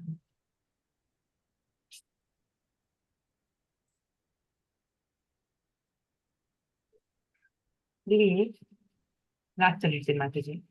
ಇವಾಗ ಏನ್ ಹೇಳ್ತಾನೆ ಭಗವಂತ, ಭಕ್ತಿ ಅಂದ್ರೆ total absorption of the thought of Krishna. ಅಂದ್ರೆ ನೋಡಿ, ಸುಮ್ನೆ ಅಲ್ಲ, ಈ ಕೃಷ್ಣ ಪ್ರಜ್ಞೆ ಏನ್ ಕೊಟ್ಟಿದ್ದಾನೋ ಭಗವಂತ, ಈ ಒಂದ್ ಮಾರ್ಗ ಏನ್ ಕೊಟ್ಟಿದ್ದಾನೋ, ಇದು ಜಾತಕ್ಕೋಸ್ಕರ ಸುಮ್ನೆ ಮೇಲ್ಮೇಲೆ ಇರೋದಿಕ್ಕ ಆಕ್ಚುಲಿ ಅಲ್ಲ. ಕ್ರಮೇಣ ನಮ್ಗೆ ಶುರುದಲ್ಲಿ ನಾವು 1 ರೌಂಡ್ ಜಪ ಮಾಡಕ್ ಆಗತ್ತೆ, ಬಟ್ ಯಾವಾಗ ಮಾಡ್ತಾ ಮಾಡ್ತಾ ಮಾಡ್ತಾ ಮಾಡ್ತಾ 2 ಮಾಡಕ್ ಆಗತ್ತೆ. 2 ಮಾಡ್ತಾ ಮಾಡ್ತಾ ಮಾಡ್ತಾ ಮಾಡ್ತಾ 3 ಮಾಡೋದಕ್ಕಾಗತ್ತೆ. 3 ಮಾಡ್ತಾ ಮಾಡ್ತಾ ಮಾಡ್ತಾ 4 ಮಾಡೋದಕ್ಕಾಗತ್ತೆ. ಅಲ್ವಾ? ಭಗವದ್ಗೀತೆ ಶುರುದ್ರೆ 1 ದಿನ ಕೇಳಿದ್ರೆ 1 ಗಂಟೆ ಕೇಳಿದ್ರೆ ಅಪ್ಪ 1 ಗಂಟೆ ಕೇಳಿದ್ನ ಅನ್ಸತ್ತೆ ಅಲ್ವಾ? ನೀವೆಲ್ಲರೂ 18 ದಿವಸ ಕೇಳಿದ್ರಿ ಕರೆಕ್ಟಾ? 5 ದಿವಸವಾಗಲ್ಲ, ಪೂರ್ತಿ 5 ದಿವಸ, ಮತ್ತೆ 5 ದಿವಸ, ಮತ್ತೆ 5 ದಿವಸ ಕಂಟಿನ್ಯೂಸ್ ಆಗಿ 18 ದಿವಸ ಕೇಳಿದ್ರಿ ಕರೆಕ್ಟಾ? ಇವಾಗ ಭಕ್ತಿ ಮಾಡೋದೇನು ಕಷ್ಟನೇ ಅನ್ಸಲ್ಲ, ತುಂಬಾ ಸುಲಭ ಅನ್ಸುತ್ತೆ. ಮಾಡ್ತಾ ಮಾಡ್ತಾ ಮಾಡ್ತಾ ಯಾವಾಗ ಹೆಚ್ಚಿಸ್ಕೊಂಡು ಹೋಗ್ತೀವೋ ಅವಾಗ ಕಾನ್ಸ್ಟೆಂಟ್ ಆಗಿ ಭಗವಂತ ನಾಪ್ಕ ಬರ್ತಿರ್ತಾನೆ. ಆ ಒಂದು ಪ್ರಜ್ಞೆದಲ್ಲಿ ಇರ್ತೀವಿ. ಅವ್ನ ಪ್ರಜ್ಞೆದಲ್ಲಿರೋದು ಮುಖ್ಯ. ಏನ್ ಬೇಕಾದ್ರೂ ಮಾಡಿದ್ವಿ ಕಾರ್ಯ, ಶಾಪಿಂಗ್ ಹೋಗಿ, ಹೊರಗಡೆ ಹೋಗಿ, ಫ್ರೆಂಡ್ಸ್ ಇಟ್ಕೊಳ್ಳಿ, ಫ್ಯಾಮಿಲಿ ಜೊತೆ ಬೆರೀರಿ, ಯಾರು ಎಲ್ಲೂ ಹೋಗ್ಬಿಡಿ ಅಂತಿಲ್ಲ ಕೃಷ್ಣ. ಬಟ್ ಪ್ರಜ್ಞೆ ಅನ್ನೋದು ನಾವು ಭಗವಂತ ಮೇಲೆ ಇಟ್ಕೊಂಡಿರ್ಬೇಕು. That is important. Okay, so ಅದು ಈ ಭಕ್ತಿ ಯೋಗ ಮಾಡೋದ್ರಿಂದ ಸಾಧ್ಯ ಆಗತ್ತೆ. ಇಲ್ಲಾಂದ್ರೆ ಜಸ್ಟ್ ಮೇಲ್ಮೇಲಿರೋ ಬೇರೆ ಯೋಗ ಪದ್ಧತಿಗಳಲ್ಲಿ ಭೌತಿಕವಾಗ್ಲೂ ಜಾಸ್ತಿ ಉಳ್ಕೋತಾರೆ. ಅವರ ಒಂದು ಅಟ್ಯಾಚ್ಮೆಂಟ್ಸ್ ಕಮ್ಮಿ ಆಗಲ್ಲ, ಅವ್ರಿಗೆ ಪೂರ್ತಿ ಜ್ಞಾನ ಇರೋದಿಲ್ಲ, ಪೂರ್ತಿ ವೈರಾಗ್ಯ ಬರೋದಕ್ಕೆ ಸಾಧ್ಯತೆನೇ ಇಲ್ಲ. ಸರ್ ಮತ್ತೆ ಭೌತಿಕ ಪ್ರಪಂಚಕ್ಕೆ ಮರಳಿ ಬರ್ತಾರೆ. ಟೋಟಲ್ ಡಿಟ್ಯಾಚ್ಮೆಂಟ್ ಅನ್ನೋದು ಆಗೋದೇ ಇಲ್ಲ ಆತರ. ಅದಕ್ಕೆ ಈ ಭಕ್ತಿ ಮಾರ್ಗ ಅನ್ನೋದು ಏನ್ ಕೊಟ್ಟಿದ್ದಾನ ಭಗವಂತ, ಒನ್ ಆಫ್ ದ ಉತ್ತಮವಾಗಿರುವಂತ ಮಾರ್ಗ, ಬೆಸ್ಟ್ ಮಾರ್ಗ ಕೊಟ್ಟಿರೋದು. ಅದು ಡೈರೆಕ್ಟ್ ಕೃಷ್ಣ, ಸಾಕ್ಷಾತ್ ಕೃಷ್ಣನೇ ಚೈತನ್ಯ ಮಹಾಪ್ರಭುವಾಗಿ ಬಂದು ಕೊಟ್ಟಿರುವಂತ ಮಾರ್ಗ. ಕೃಷ್ಣ ಏನ್ ಹೇಳ್ತಾನೆ, ಮಾಮನುಸ್ಮರ ಯುದ್ಧಾಚಾರ, ನನ್ನ ನೆನ್ಸ್ಕೊಂಡ್ ಮಾಡು ಅಂತ ಹೇಳಿದೆ. ಚೈತನ್ಯ ಮಹಾಪ್ರಭು ಏನ್ ಹೇಳ್ತಾರೆ, ಕೃಷ್ಣನ್ ರೂಪದಲ್ಲಿ ಬಂದಿರೋ ಮಹಾಪ್ರಭು ಏನ್ ಹೇಳ್ತಾರೆ, ಕೀರ್ತನೀಯ ಸದಾ ಹರಿ ಅಂತ ಹೇಳ್ತಾರೆ. ಹರಿ ನೆನ್ಸ್ಕೊಂತ ಅವ್ರು ಹೇಳ್ತಾರೆ, ಕೃಷ್ಣ ಏನ್ ಹೇಳ್ತಾರೆ, ನನ್ನ ನೆನ್ಸ್ಕೊಂತ ಅವ್ರು ಹೇಳ್ತಾರೆ. ಸೊ ಇಬ್ರು ಒಂದೇ ಮಾತು ಹೇಳ್ತಿರೋದು, ರೈಟ್? ಇಬ್ರು ಒಂದೇ ಮಾತು ಹೇಳ್ತಾರೆ. ಹಾಗಾದ್ರೆ 24 ಗಂಟೆ ನಾವು ಮಾಡೋದಕ್ಕಾಗತ್ತಾ? 24 ಗಂಟೆ ನಾವು ಮಾಡೋದಕ್ಕೆ ಕಷ್ಟ. ತುಂಬಾ ಸಿಂಪಲ್ ಪೀಪಲ್ ಅಪ್ಪ, ನಾವು ಅಷ್ಟು ಗ್ರೇಟ್ ವ್ಯಕ್ತಿಗಳಲ್ಲ. ಸೊ ಅದಕ್ಕೆ ಏನ್ ಹೇಳ್ತಾರೆ ನಮ್ಮ ಆಚಾರ್ಯರು, ಓಕೆ ಇದು ತುಂಬಾ ಕಷ್ಟ ಸಿಲೆಬಸ್, ನಾನ್ ನಿಮಗೋಸ್ಕರ ಕಮ್ಮಿ ಮಾಡ್ಬಿಟ್ಟು ಕೊಡ್ತೀನಿ. ಪ್ರತಿನಿತ್ಯ ಅಟ್ಲೀಸ್ಟ್ ಕನಿಷ್ಠ ಒಂದು 16 ರೌಂಡ್ ಆದ್ರೂ ಜಪ ಮಾಡಿ ಅಂತಾರೆ ಶ್ರೀ ಪ್ರಭುಪಾದ ಆಚಾರ್ಯರು. 16 ರೌಂಡ್ಸ್ ಆದ್ರೂ ಮಾಡಿ ಅಂತ. 16 ಮಾಡಿ. ಯಾರಿಗೆ ಇವಾಗ 16ವರೆಗೂ ಬಂದಿರೋರು ತಲೆ ಕೆಡಿಸ್ಕೊಬೇಡಿ, ನಿಧಾನಕ್ಕೆ ಬನ್ನಿ ಪರವಾಗಿಲ್ಲ, ಬಟ್ 16ಕ್ಕೆ ಬರ್ಬೇಕು, ಅದು ಗೋಲ್. ಡೈಲಿ 16 ರೌಂಡ್ಸ್ ಮಾಡೋದು. ಅದಕ್ಕೆ 16 ರೌಂಡ್ ಅಂದ್ರೆ 2 ಗಂಟೆ ಸಮಯ ತಗೋದು. 24 ಗಂಟೆದಲ್ಲಿ 2 ಗಂಟೆ ಕೃಷ್ಣ ಕೊಡೋದು. 2 ಗಂಟೆ ಕೃಷ್ಣ ಅಷ್ಟೇ, ಜಾಸ್ತಿ ಕೇಳ್ತಾ ಇಲ್ಲ. ಇದು ಪ್ರಾಕ್ಟೀಸ್ ಮಾಡಿದ್ರೆ, ಈ ಅಭ್ಯಾಸ ಯೋಗ ಮಾಡಿದ್ರೆ, ಈ ಅಭ್ಯಾಸ ಮಾಡ್ತಾ ಮಾಡ್ತಾ ಮಾಡ್ತಾ ಮಾಡ್ತಾ ಮಾಡ್ತಾ ನಾವು ಕೃಷ್ಣನ್ನ ಪ್ರತಿ ಕ್ಷಣ ನೆನ್ಸ್ಕೊಳಂಗಾಗ್ತದೆ. ಪ್ರತಿ ಕ್ಷಣ ನೆನ್ಸ್ಕೊಳಂಗಾಗ್ತದೆ. ಆಚಾರ್ಯ ಹೇಳಿರೋ ಮಾತಿಗೆ ತುಂಬಾ ತುಂಬಾ ತುಂಬಾ ವ್ಯಾಲ್ಯೂ ಇದೆ. ಆಚಾರ್ಯ ಹೇಳೋ ಮಾತು, ಕೃಷ್ಣನ್ ಮಾತೇ ಆಚಾರ್ಯ ಹೇಳ್ತಾರೆ, ಆದ್ರೆ ನಮಗೋಸ್ಕರ ಸಿಂಪ್ಲಿಫೈ ಮಾಡ್ಕೊಡ್ತಾರ, ಅವ್ರು ಕಮ್ಮಿ ಮಾಡ್ಕೊಡ್ತಾರೆ ಈ ಒಂದು ಸಮಯ ತಕ್ಕಂಗೆ. ಓಕೆ, ಸೊ ಅದಕ್ಕೋಸ್ಕರ ಈ ಗೋಲ್ ನಾವು ಜ್ಞಾಪಕ ಇಟ್ಕೋಬೇಕು ನಮ್ಮ ಮನ್ಸಲ್ಲಿ. ಓಕೆ, ಇವತ್ತು ನಾನು 1 ಮಾಡ್ತಾ ಇದ್ದೀನಿ, ತುಂಬಾ ಖುಷಿ ಪಟ್ಬಿಡ್ಬಾರ್ದು. ಓ ನೋಡು, ಯಾರು ಮಾಡ್ತಾ ಇಲ್ಲ ನಮ್ಮ ಫ್ಯಾಮಿಲಿದಲ್ಲಿ ಅಥವಾ ನಮ್ ನೆಂಟ್ರಲ್ಲಿ, ನಮ್ ಫ್ರೆಂಡ್ ಸರ್ಕಲ್ ಅಲ್ಲಿ, ನಾನೇ ತುಂಬಾ ಮಾಡ್ತಾ ಇದೀನಿ ಅಂತ ಉಬ್ಬಿಡ್ಬಾರ್ದು.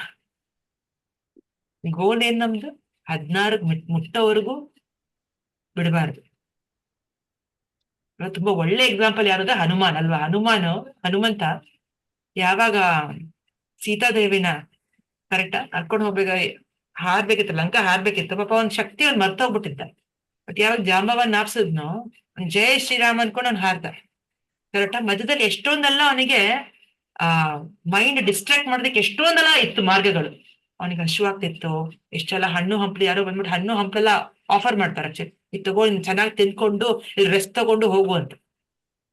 ಬಟ್ ಹನುಮಂತ ಏನ್ ಹೇಳ್ತಾನೆ, ನನ್ ಗುರಿ ಮುಟ್ಟೋವರೆಗೂ ನಾನು ಏನು ಮಾಡೋದಿಲ್ಲ ಅಂತ. ನಾನು ಏನು ತಿನ್ನೋದು, ಕುಡಿಯೋದು, ರೆಸ್ಟ್ ತಗೊಳ್ಳೋದು, ಆರಾಮಾಗೋದು, ಗುರಿ ಮುಟ್ಟಿದ್ಮೇಲೆ ನಾನು ರಿಲ್ಯಾಕ್ಸ್ ಆಗ್ತೀನಿ ಅಂತಾನೆ. ಅದಕ್ಕೆ ಅವನಲ್ಲಿ ಯಾವಾಗ ಅಶೋಕವನ್ನಲ್ವಾ, ಅಶೋಕ ವಾಟಿ ತಲುಪ್ತಾನೋ ಆವಾಗ ಅವ್ನು ತಿನ್ನಕ್ ಶುರು ಮಾಡ್ತಾನೆ. ಅಪ್ಪ ಇವಾಗ ನಾನು ಬಂದಾಯ್ತು ಇಲ್ಲಿಗೆ ಅಂತ. ಸೀತಾದೇವಿ ನೋಡಾಯ್ತು, ಸೀತಾಮ್ಮ ನೋಡಾಯ್ತು. ಹಂಗಿರ್ಬೇಕು ನಮ್ದು. ಗುರಿ ಮುಟ್ಟೋವರೆಗೂ ರಿಲ್ಯಾಕ್ಸ್ ಆಗ್ಬಾರ್ದು.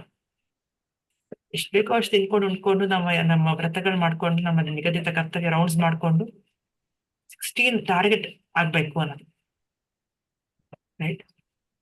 ಸೊ ಆತರ ಭಗವಂತ ಹೇಳಂತ ಮಾತುಗಳನ್ನ ಒಂದೊಂದು ಮಾತು ತುಂಬಾ ಮುಖ್ಯ. ಸೊ ಅದಕ್ಕೆ ಭಕ್ತಿ ಯೋಗ ಅನ್ನೋದು ಅಷ್ಟು ಸರ್ವಶ್ರೇಷ್ಠ. ಓಕೆ, ಇವತ್ತಿನ ಒಳ್ಳೆ ಸೊ ಮಹಾಪ್ರಭು ಚೈತನ್ಯ ಮಹಾಪ್ರಭುನ ಆವಿರ್ಭಾವ ದಿವಸ ಬರ್ತಾ ಇದೆ ಮಾರ್ಚ್ 14 ಈ ತಿಂಗಳು 14ನೇ ತಾರೀಕು. ಚೈತನ್ಯ ಮಹಾಪ್ರಭು ಸಾಕ್ಷಾತ್ ಕೃಷ್ಣನೇ ಅವತಾರ ತಗೊಂಡು ನಮ್ಗೆಲ್ರಿಗೋಸ್ಕರ, ಕಲಿಯುಗದ ಜನರಿಗೋಸ್ಕರ ಬಂದಿರೋಂತ ಭಗವಂತನ ರೂಪ.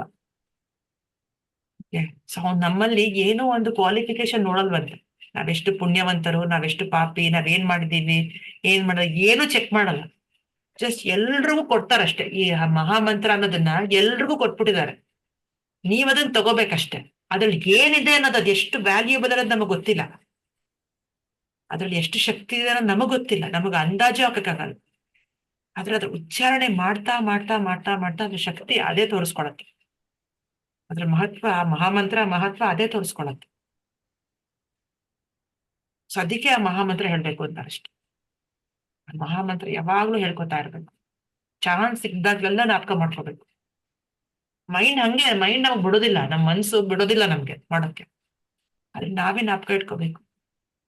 ಹೌದಪ್ಪ, ನಾನು ಎಷ್ಟೋ ಕಾಲ ಮಾಯದಲ್ಲಿ ಕಳೆದು ಬಿಟ್ಟೆ.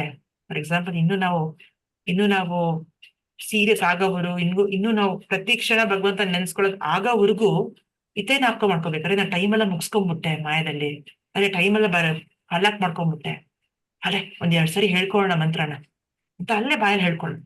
ಹರೇ ಕೃಷ್ಣ ಕೃಷ್ಣ ಕೃಷ್ಣ ಹರೇ ಹರೇ ಹರೇ ರಾಮ ಹರೇ ರಾಮ ರಾಮ ರಾಮ ಹರೇ ಹರೇ. ಅದು ಜಪ ಹೇಳ್ಕೊಳಕ್ಕಿಲ್ಲ ಅಂದ್ರೆ ನಿಮ್ಗೆ ಹಾಡ್ ರೂಪದಲ್ಲೂ ಹೇಳ್ಕೋಬಹುದು, ಹಾಡ್ ರೂಪದಲ್ಲೂ ಹಾಡ್ಬೋದು ನೀವು.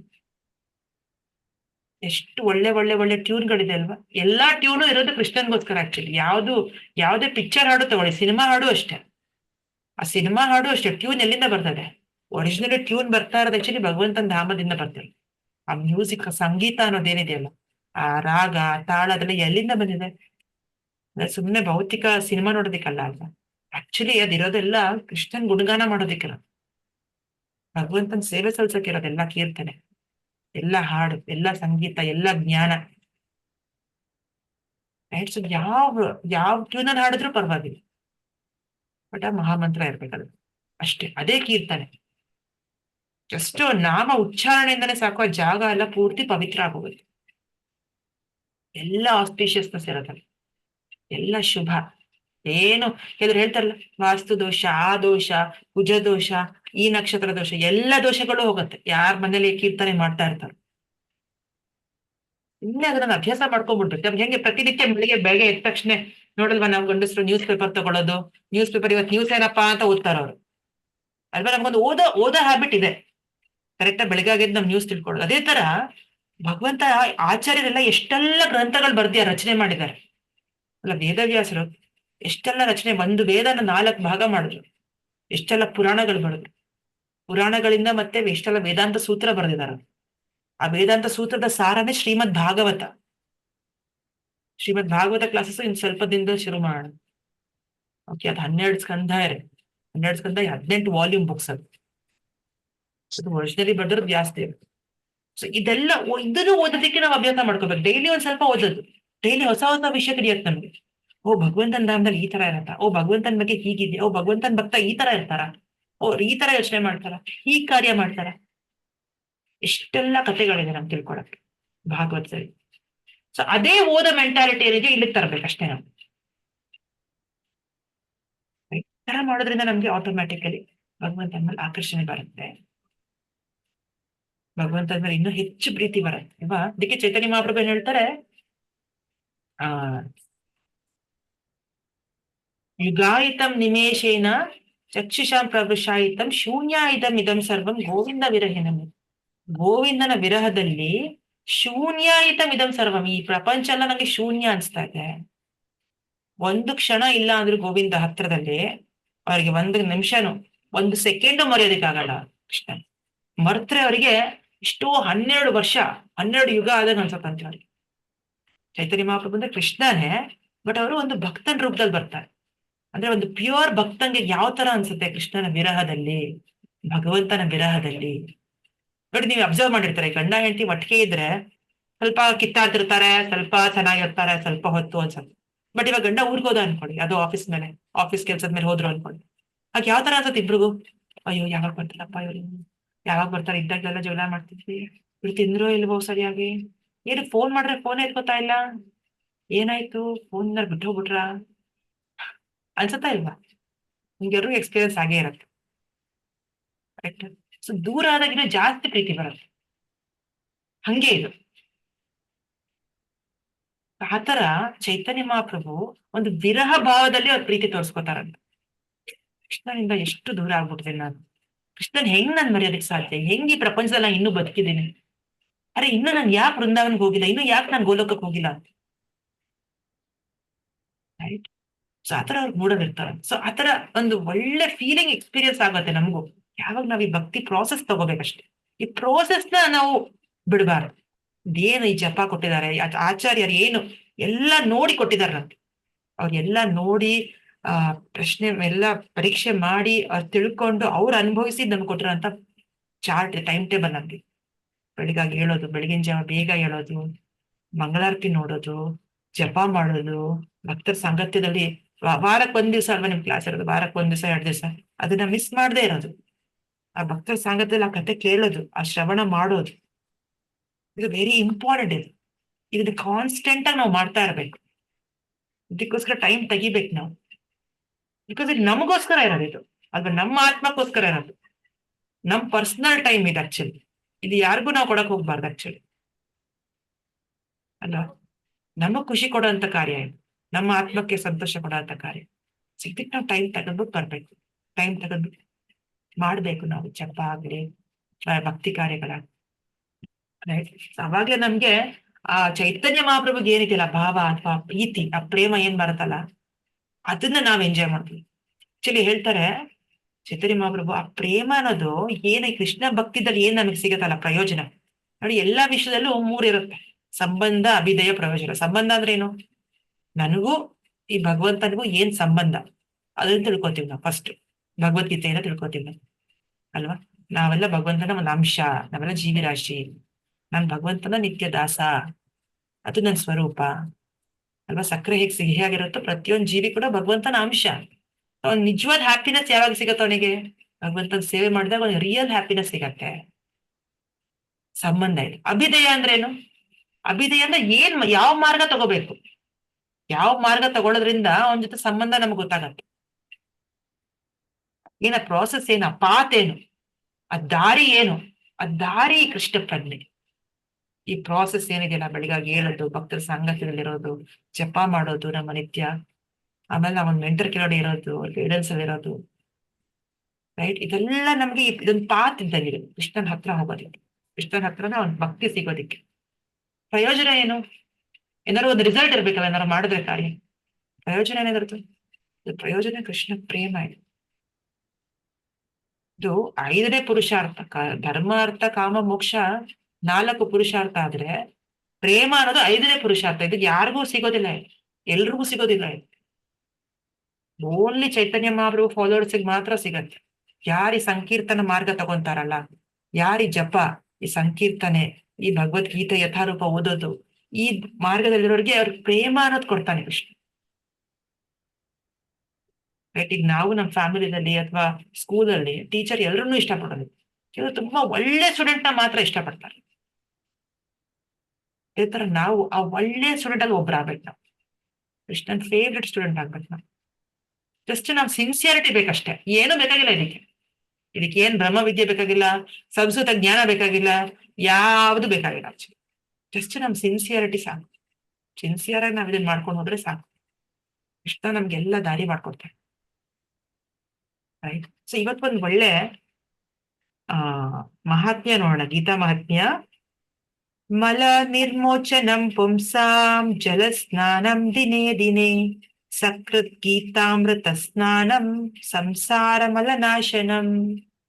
ಮತ್ತೊಮ್ಮೆ, ಮಲ ನಿರ್ಮೋಚನಂ ಪುಂಸಾಂ ಜಲ ಸ್ನಾನಂ ದಿನೇ ದಿನೇ ಸಕೃತ್ ಗೀತಾಮೃತ ಸ್ನಾನಂ ಸಂಸಾರ ಮಲನಾಶನಂ.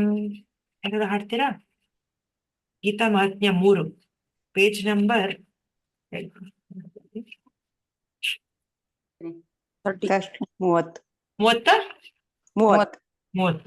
ಓದ್ತೀರಾ ಮಾತಾಜಿ? ಯಾರು ಓದ್ತೀರಾ? ನಾನು ಓದ್ತೀನಿ ಮಾತಾಡಿ. ಮಾತಾಜಿ ಹೇಳಿ. ಮಲನಿರ್ಮೋಚನಂ ಪುಂಸಾಂ ಜಲಸ್ನಾನಂ ದಿನೇ ದಿನೇ ಸಗೃದ್ಗೀತಾಮೃತಸ್ನಾನಂ ಸಂಸಾರ ಮಲನಾಶನಂ. Very nice Mataji. ಮತ್ತೆ ಯಾರು ಹಾಡ್ತೀರಾ? ವಿಭು?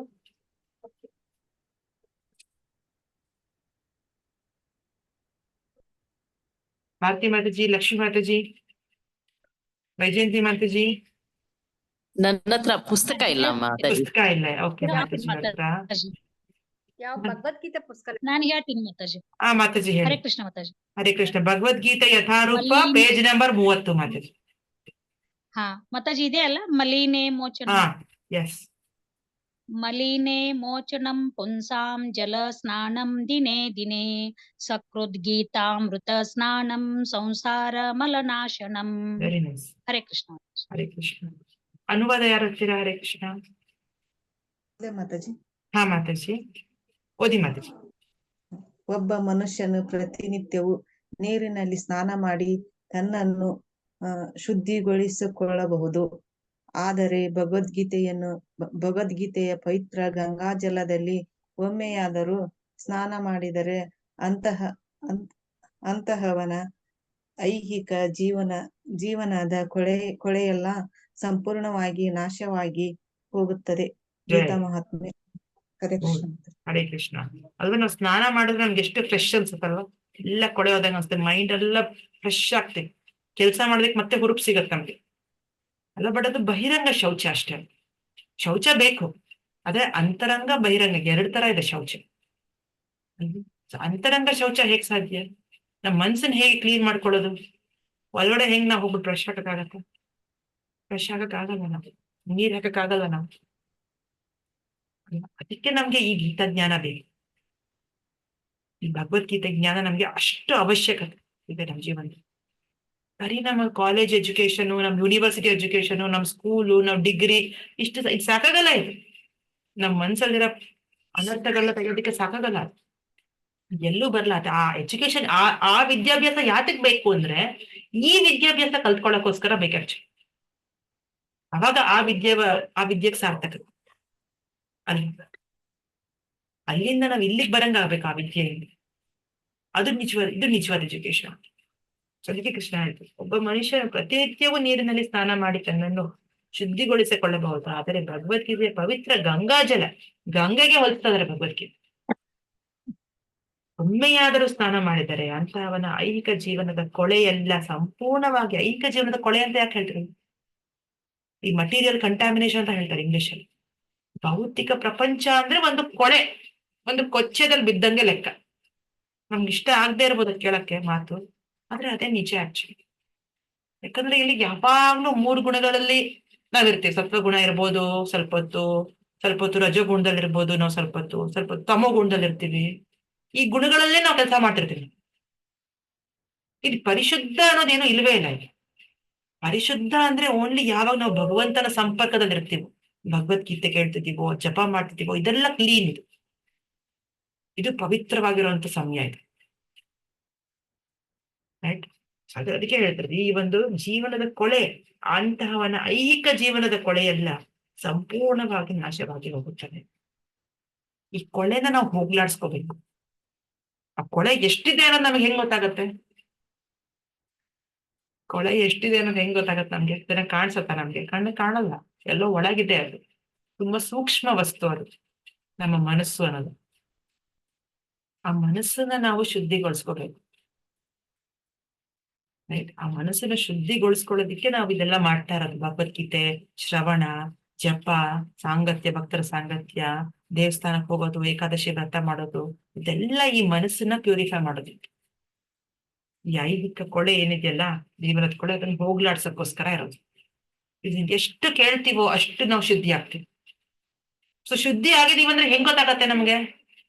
ಶುದ್ಧಿ ಆಗಿದ್ದೀವಿ, ಕ್ಲೀನ್ ಆಗಿದ್ದೀವಿ ಅಂದ್ರೆ ನಾವು ನೆಕ್ಸ್ಟ್ ಮುಂದುವರಿಯೋದಕ್ಕೆ ರೆಡಿಯಾಗಿದ್ದೀವಿ ಅಂತ ಅರ್ಥ ಅಲ್ವಾ?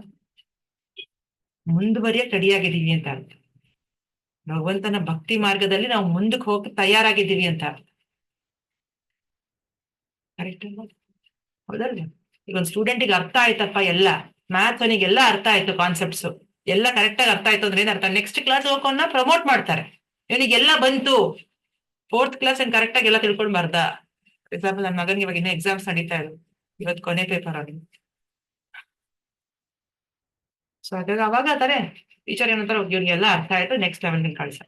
ಸೇಮ್ ಅದೇ ನಮ್ ವಿಷಯದಲ್ಲಿ ನಾವು ಕ್ಲೀನ್ ಆಗ್ತಿದೀವಿ ಅಂದ್ರೆ ಏನು, ಕೃಷ್ಣನ್ ಬಗ್ಗೆ ಕೇಳಿಸ್ಕೊಳಕ್ಕೆ ಇನ್ನೂ ನಮ್ಗೆ ಆಕರ್ಷಣೆ ಬರ್ತಿದೆ. ಇನ್ನೂ ನಾವು ಕೇಳೋಣ, ಇದನ್ನ ಮಿಸ್ ಮಾಡೋದ್ ಬೇಡ. ಈ ಭಗವದ್ಗೀತೆ ಯಥಾರೂಪ ಪುಸ್ತಕ ತಗೊಳ್ಳೋಣ, ಇಲ್ಲಿ ಏನೇನೋ ಎಲ್ಲ ವಿಷಯಗಳಿದೆ, ಇಲ್ಲಿ ಈ ವಿಷಯಗಳು ತಿಳ್ಕೊಳ್ಳೋಣ, ಕೇಳೋಣ, ಸುಖ ಪಡೆಯೋಣ, ಎಂಜಾಯ್ ಮಾಡೋಣ. ನಾನು ಮಾಡ್ತೀನಿ ಇದನ್ನ, ಅದು ನಮಗ್ ಬರುತ್ತೆ. ರೈಟಾ? ಇವತ್ತು ಇನ್ನೊಂದು ಪೇಜ್ ಇದೆ, ಗುರು ಪರಂಪರೆ ಅಂತ ಪೇಜ್, ಅದ್ರ ಒಂದ್ಸರಿ ನೋಡೋಣ. ಭಗವಂತ 4ನೇ ಅಧ್ಯಾಯದಲ್ಲಿ ನಾಲ್ಕ ಇದೆ, ಏವಂ ಪರಂಪರಾ ಪ್ರಾಪ್ತ ಇಮಂ ರಾಜಶ್ರೀಯ ವಿಧಿ ಅಂತ ಭಗವಂತ ಏನ್ ಹೇಳಿದ್ದ, ಈ ಒಂದು ಭಗವದ್ಗೀತೆ ಇವಾಗ ಬಂದಿರೋದಲ್ಲ, ಈ 5000 ವರ್ಷ ಕೆಳಗಡೆ ಹೇಳಿದ್ ಮಾತ್ರ ಅಲ್ಲ ಇದು. ಇದನ್ನ ಯಾವಾಗ ವಿವಸ್ವಾನ್ ಎಷ್ಟು ಕೋಟಿ ವರ್ಷ ಕೆಳಗಡೆ ಹೇಳಿರೋದು ಇದು ಜ್ಞಾನ, ಭಗವದ್ಗೀತೆ. ಸೊ ಇದು ಎಲ್ಲಿಂದ ಬರ್ತಾ ಇದೆ ಈ ಜ್ಞಾನ ನೋಡಿ. ಭಗವಂತ ಎಲ್ಲರೂ ಪೇಜ್ ನಂಬರ್ 32 ಬಂದ್ರೆ, ಕನ್ನಡ ಪುಸ್ತಕ ಭಗವದ್ಗೀತೆ ಯಥಾರೂಪ 32 ಪುಸ್ತಕದಲ್ಲಿ ಭಗವಂತ ಈ ಒಂದು ಪರಂಪರೆ, ಗುರು ಪರಂಪರೆ ಹೆಸರುಗಳನ್ನ ಕೊಟ್ಟಿದ್ದಾರೆ. ಫಸ್ಟ್ ಮೊದಲಿಗೆ ಭಗವಂತ ಕೃಷ್ಣನಿಂದನೇ ಎಲ್ಲ ಜ್ಞಾನ ಬರೋದು. ಓಕೆ, ಆ ಕೃಷ್ಣನಿಂದ ಬ್ರಹ್ಮದೇವರಿಗೆ ಕೊಡ್ತಾರೆ, ಬ್ರಹ್ಮನಿಂದ ನಾರದಗೆ, ಓಕೆ, ಅವರ ಪುತ್ರ ನಾರದ ಇಂದ ವ್ಯಾಸ ಇಂದ ಮಧ್ವಾಚಾರ್ಯ ಎಲ್ಲ ಕೇಳಿರ್ತೀರ, ಕರ್ನಾಟಕದಲ್ಲಿ ತುಂಬಾ ಹೆಸರುವಾಸಿ, ಉಡುಪಿ ಮಠ ಎಲ್ಲ ಮಧ್ವ. ಪದ್ಮನಾಭ, ನರಹರಿ, ಮಾಧವ, ಅಕ್ಷೋಭ್ಯ, ಜಯತೀರ್ಥ, ಜ್ಞಾನಸಿಂಧು, ದಯಾನಿಧಿ, ವಿದ್ಯಾನಿಧಿ, ರಾಜೇಂದ್ರ, ಜಯಧರ್ಮ, ಪುರುಷೋತ್ತಮ, ಬ್ರಾಹ್ಮಣ್ಯ ತೀರ್ಥ, ವ್ಯಾಸತೀರ್ಥ, ಲಕ್ಷ್ಮೀಪತಿ, ಮಾಧವೇಂದ್ರಪುರಿ, ಆಮೇಲೆ ಈಶ್ವರಪುರಿ, ಅದಾದ್ಮೇಲೆ ಚೈತನ್ಯ ಮಹಾಪ್ರಭು. ಇದೆಲ್ಲ ಇಲ್ಲಿಂದ ನೋಡಿ, ಲಕ್ಷ್ಮೀಪತಿ. ಇಲ್ಲಿ ಕೆಲವು ಗುರುಗಳೆಲ್ಲ ಏನ್ ಮಾಡಿದ್ರು, ಆಚಾರ್ಯರು ಬೆಂಗಾಲ್ಗೆ ಹೋದ್ರು. ವೆಸ್ಟ್ ಬೆಂಗಾಲ್, ಇವತ್ತು ನಾವೇನ್ ನೋಡ್ತೀವೋ ಬೆಂಗಾಲಲ್ಲಿ ತುಂಬಾ ಭಕ್ತಿಯ ಒಂದು ಬೀಜ ಅನ್ನೋದಿತ್ತು ಅಲ್ಲಿ ಬೆಂಗಾಲಲ್ಲಿ. ತುಂಬಾ ಜನ ಆಚಾರ್ಯರು ಅಲ್ಲಿ ಹೋಗ್ಬಿಟ್ಟು ಭಕ್ತಿನ ಶುರು ಮಾಡ್ತಾರಂತೆ, ಪ್ರಚಾರ ಮಾಡೋದೆಲ್ಲ ಸ್ಟಾರ್ಟ್ ಮಾಡ್ತಾರೆ. ತುಂಬಾ ಧಾರ್ಮಿಕ ಜಾಗ ಬೆಂಗಾಲ್ ಅನ್ನೋದು. ಹರೇ ಕೃಷ್ಣ ಮಾತಾಜಿ, ಶ್ರೀಲ ಪ್ರಭುಪಾದರ ಅಲ್ಲಿ ಅಲ್ಲ ಮಾತಾಜಿ, ಅವ್ರದ್ದು ಮೇನ್ ಎಸ್ ಮಾತಾಜಿ, ಕಲ್ಕತ್ತಾದಲ್ಲಿ ಹುಟ್ಟಿದವರು. ಹಾ ಅಲ್ಲಿಂದ ಶುರುವಾಯ್ತು ಒಂದು ಗೌರ ಅನ್ನೋದು. ಗೌರ ಅಂದ್ರೆ ಗೌರ ದೇಶ. ಆ ಚೈತನ್ಯ ಮಹಾಪ್ರಭು ಹುಟ್ಟಿರೋ ಜಾಗ ಅಂದ್ರೆ ಆ ಬೆಂಗಾಲ್ ರಾಜ್ಯ. ಅಲ್ಲೆಲ್ಲ ಎಷ್ಟೊಂದೆಲ್ಲ ಆಚಾರ್ಯರು ಬರ್ತಾರೆ ಗೊತ್ತಾ ಅಲ್ಲಿ. ಇಲ್ಲಿಂದ ಅಲ್ಲಿಗೆ ಹೋದ್ರು ಅವರು. ಕೆಲವು ಮಧ್ವಾಚಾರ್ಯರೆಲ್ಲ ಕರ್ನಾಟಕದಲ್ಲಿ ಇರ್ತಾರೆ, ಕೆಲವರೆಲ್ಲ ಅಲ್ಲಿಗೆ ಹೋಗ್ತಾರೆ, ಬೆಂಗಾಲ್ಗೆ ಹೋಗ್ತಾರೆ. ಅಲ್ಲಿಂದ ಶುರುವಾಗುತ್ತೆ. ಲಕ್ಷ್ಮೀಪತಿ, ಮಾಧವೇಂದ್ರಪುರಿ, ಈಶ್ವರಪುರಿ ಯಾರು ಅಂದ್ರೆ ಚೈತನ್ಯ ಮಹಾಪ್ರಭುವಿನ ಗುರು ಅವರು. ನಿತ್ಯಾನಂದ, ಅದ್ವೈತ, ರೂಪ ಗೋಸ್ವಾಮಿ, ಸನಾತನ ಗೋಸ್ವಾಮಿ, ಇವರು ಅಷ್ಟೇ. ರೂಪ ಗೋಸ್ವಾಮಿ, ಸನಾತನ ಗೋಸ್ವಾಮಿ ಇವರು ಕರ್ನಾಟಕದವ್ರು. ಇವರು ಏನಪ್ಪಾ ಅದೊಂದು ನಾರ್ತ್ ಸೌತ್ ಕರ್ನಾಟಕ ಅನ್ಕೋತೀನಿ ಅವ್ರು. ನಾನು ಹೇಳ್ತೀನಿ ನಿಮ್ಗೆ ಎಕ್ಸಾಕ್ಟ್ ಆಗಿ. ರೂಪ ಗೋಸ್ವಾಮಿ, ಸನಾತನ ಗೋಸ್ವಾಮಿ, ಮತ್ತೆ ರಘುನಾಥ ಗೋಸ್ವಾಮಿ, ಜೀವ ಗೋಸ್ವಾಮಿ. ಮಾಧವೇಂದ್ರ ಪುರಿ ಅವರು ಬೃಂದಾವನದವ್ರ ಅಲ್ವಾ ಮಾತಾಜಿ? ಹಾ, ಬೃಂದಾವನ ಮಾತಾಜಿ, ಎಸ್, ಬೃಂದಾವನ್. ಮಾಧವೇಂದ್ರ ಪುರಿ ಅವ್ರು ಎಷ್ಟು ಗ್ರೇಟ್ ಡಿವೋಟಿ ಅಂದ್ರೆ, ಅವರು ಜಸ್ಟ್ ಯೋಚನೆ ಮಾಡಿದ್ರಂತೆ, ಅರೆ ಆ ಒಂದು ಪಾಯಸ ಏನ್ ನೈವೇದ್ಯ ಕಟ್ಟಿದಾರೋ ಅದ್ ರುಚಿ ಹೇಗಿದೆ ಅಂತ ನಾನು ಒಂದ್ಸರಿ ನೋಡ್ಬೇಕಂತ ಅನ್ಕೋತೀನಿ ಅಂತ. ಸೊ ಮಾಧವೇಂದ್ರ ಪುರಿ ಆತರ ಯೋಚನೆ ಮಾಡಿದ್ದಕ್ಕೆ ಅಲ್ಲಿ ಕೃಷ್ಣನ್ ವಿಗ್ರಹ ಏನಿದೆಯೋ ಅವತ್ತಿನ ನೈವೇದ್ಯನ ಕದ್ಬಿಡ್ತಾನಂತೆ. ಕದ್ಬಿಟ್ಟು ಅವನಿಗೋಸ್ಕರ, ಮಾಧವೇಂದ್ರ ಪುರಿಗೋಸ್ಕರ ಬಚ್ಚಿಟ್ಕೊಡ್ತಾರಂತೆ. ಬಚ್ಚಿಟ್ಕೊಂಡ್ಬಿಟ್ಟು ಆ ಪುರೋಹಿತರು ಏನಿದಾರೋ, ಆ ವಿಗ್ರಹ ನೋಡ್ಕೊಳ್ಳೋ ಪುರೋಹಿತರು, ಅವ್ರ ಕನ್ಸಲ್ ಬಂದ್ಬಿಟ್ಟು, ನಾನು ಮಾಧವೇಂದ್ರ ಪುರಿಗೋಸ್ಕರ ಈ ಇದಿಟ್ಟಿದ್ದೀನಿ, ಪಾಯಸ ಇಟ್ಟಿದ್ದೀನಿ, ಅವ್ರು ತಗೊಂಡೋಗ್ಬಿಟ್ಟು ಕೊಡು ಅವ್ರಿಗೆ ಅಂತ ಹೇಳ್ತಾರೆ. ಅದಕ್ಕೆ ಆ ಗೋಪಿನಾಥ, ಆ ವಿಗ್ರಹ ಏನ್ ಕದಿಯತ್ತೋ ಅವ್ರಿಗೆ ಕ್ಷೀರಚೋರ ಗೋಪಿನಾಥ್ ಅಂತ ಹೇಳ್ತಾರೆ. ಅಷ್ಟು ಗ್ರೇಟ್ ಡಿವೋಟಿ ಅವರು ಮಾಧವೇಂದ್ರ ಪುರಿ. ಅಲ್ಲಿಂದ ನಮ್ಮ ಭಕ್ತಿ ಪರಂಪರೆ ಮುಂದುವರಿಯುತ್ತೆ. ಮಾಧವೇಂದ್ರ ಪುರಿ ತುಂಬಾ ಎಕ್ಸಾಲ್ಟೆಡ್ ಅವರು. ಈಶ್ವರಪುರಿ, ಚೈತನ್ಯ ಮಹಾಪ್ರಭು, ರೂಪ ಗೋಸ್ವಾಮಿ, ಗೋಸ್ವಾಮಿ ಎಲ್ಲ ಚೈತನ್ಯ ಮಹಾಪ್ರಭುವಿನ ಶಿಷ್ಯರವರೆಲ್ಲ.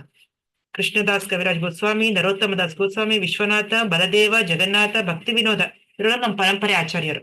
ಭಕ್ತಿ ವಿನೋದ್ ಠಾಕೂರ, ಗೌರ್ ಕಿಶೋರ್ ದಾಸ್ ಬಾಬಾಜಿ, ಭಕ್ತಿ ಸಿದ್ಧಾಂತ ಸರಸ್ವತಿ, ಆಮೇಲೆ AC ಭಕ್ತಿ ವೇದಾಂತ ಸ್ವಾಮಿ ಪ್ರಭುಪಾದ್. ಇದು ನಮ್ಮ ಆಚಾರ್ಯರ ಹೆಸರು. ಸೊ ನಾವು ಭಕ್ತಿ ವೇದಾಂತ ಸ್ವಾಮಿ ಪ್ರಭುಪಾದರು ಬರ್ತಿರೋಂಥ ಭಾಷೆ ಏನಿದೆ ಅದನ್ನು ಓದ್ತಾ ಇರೋದು ಯಥಾರೂಪ. ಒರಿಜಿನಲ್ ಆಗಿ ಇದು ಬರ್ದಿರೋದು ವ್ಯಾಸರು. ಬಟ್ ಇದು ಒಂದು ಭಾಷ್ಯ ಏನಿದೆಯಲ್ಲ, ಇದು ಎಲ್ಲ ಆಚಾರ್ಯರು ಬರೆದಿರೋದು ತಗೊಂಡು ಸಂಗ್ರಹಿಸಿ ಈ ಪುಸ್ತಕನ ಮಾಡಿದ್ರು. ಓಕೆ, ಪ್ರಭುಪಾದರ ಆದ್ಮೇಲೆ ಯಾರು ಇಲ್ವಾ ಮಾತಾಜಿ? ಪ್ರಭುಪಾದರ ಆದ್ಮೇಲೆ ಅವ್ರ ಶಿಷ್ಯರಿದ್ದಾರೆ. ಇನ್ನು ಈಗ ಅವ್ರ ಭೂಮಿ ಮೇಲೆ ಅವ್ರ ಶಿಷ್ಯರಿದ್ದಾರೆ. ಇಸ್ ಹೋಲಿನೆಸ್ ಭಕ್ತಿ ಸಿದ್ಧಾಂತ, ಸಾರಿ ಸೊನ್ನೆ ಜಯಪತಾಕ ಸ್ವಾಮಿ ಮಹಾರಾಜ್, ಜಯಪತಾಕ್ ಸ್ವಾಮಿ. ಇಸ್ ಹೋಲಿನೆಸ್ ರಾಧಾನಾಥ್ ಸ್ವಾಮಿ ಮಹಾರಾಜರಿದ್ದಾರೆ. ಓಕೆ, ರೀಸೆಂಟ್ ಆಗಿ ಗೋಪಾಲಕೃಷ್ಣ ಸ್ವಾಮಿ ಮಹಾರಾಜರು ಇಲ್ಲ. ಮತ್ತೆ ತುಂಬಾ ಜನ ಗುರುಗಳು ಡೆಲ್ಲಿನಲ್ಲಿ ಒಬ್ರು ಗುರುಗಳೊಬ್ರು ಹೋದ್ರಲ್ಲ ಮಾತಾಜಿ, ಏನು ಅವ್ರ ಹೆಸರು? ಅವ್ರ ಹೆಸರು ಗೋಪಾಲಕೃಷ್ಣ ಗೋಸ್ವಾಮಿ ಮಹಾರಾಜ್. ಗೋಪಾಲ್ ಕೃಷ್ಣ ಗೋಸ್ವಾಮಿ. ಹಾ ಮಾತಾಜಿ, ಒಂದ್ ವರ್ಷ ಆಯ್ತು ಅವ್ರು ಬಿಟ್ಟೋಗಿ. ಸೊ ಆತರ ಈಗ ನಡೀತಾ ಇದೆ. ಆತರ ಪರಂಪರೆದಲ್ಲಿ ಬಂದಿರೋದು ಈ ಜ್ಞಾನ ನಾವೆಲ್ಲ ಸ್ವೀಕರಿಸ್ತಾ ಇರ್ತೀವಿ. ಓಕೆ, ಸೊ ಪುಸ್ತಕ ಇಲ್ಲ ಅಂದ್ರೆ ದಯವಿಟ್ಟು ತಗೊಳ್ಳಿ. ನೆಕ್ಸ್ಟ್ ಕ್ಲಾಸ್ ನಾವು ಅಧ್ಯಾಯ 1 ಶುರು ಮಾಡ್ತೀವಿ. ಶ್ಲೋಕ, ಆಮೇಲೆ ಪ್ರತಿಯೊಂದು ಪದದ ಅರ್ಥ ಕೂಡ ಕೊಟ್ಟಿದ್ದಾರೆ, ಅನುವಾದ, ಭಾವಾರ್ಥ ಎಲ್ಲ ತಿಳ್ಕೊಂಡು ನಾವು ಇದ್ರ ಬಗ್ಗೆ ಸ್ವಲ್ಪ ಸಾರಾಂಶ ತಿಳ್ಕೊಂಡು ಪ್ರತಿಯೊಂದು ಕ್ಲಾಸಲ್ಲಿ ಅಟ್ಲೀಸ್ಟ್ ಒಂದು 7ರಿಂದ 10 ಶ್ಲೋಕಗಳನ್ನಾರು ಕವರ್ ಮಾಡೋದಕ್ಕೆ ಪ್ರಯತ್ನ ಮಾಡೋಣ. ಓಕೆ, ಆಮೇಲೆ ಏನಾರು ಮಿಸ್ ಮಾಡಿದ್ನ ನಾನು ಇಂತೆಲ್ಲ ಹೇಳಿ ಕವರ್ ಮಾಡಿದ್ದೀನಿ. ಯಾಕಂದ್ರೆ ಪ್ರಶ್ನೆ ಇತ್ತಾ?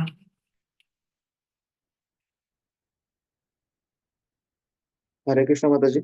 S Prabhuji. Last class video ಕಳಿಸ್ತೀನಿ ಅಂತ ಹೇಳ್ತಾರೆ. ಹಾ ಪ್ರಭು, ನಾನು ನೆನ್ನೆ ಕಳಿಸಿದ್ದೀನಿ. ಪ್ರೀವಿಯಸ್ 2 ಕ್ಲಾಸಸ್ ಕಳಿಸಿದ್ದು, ಇವತ್ತು ಅಪ್ಲೋಡ್ ಮಾಡ್ತೀನಿ ನಾನು. Because I want to excited to know Mataji.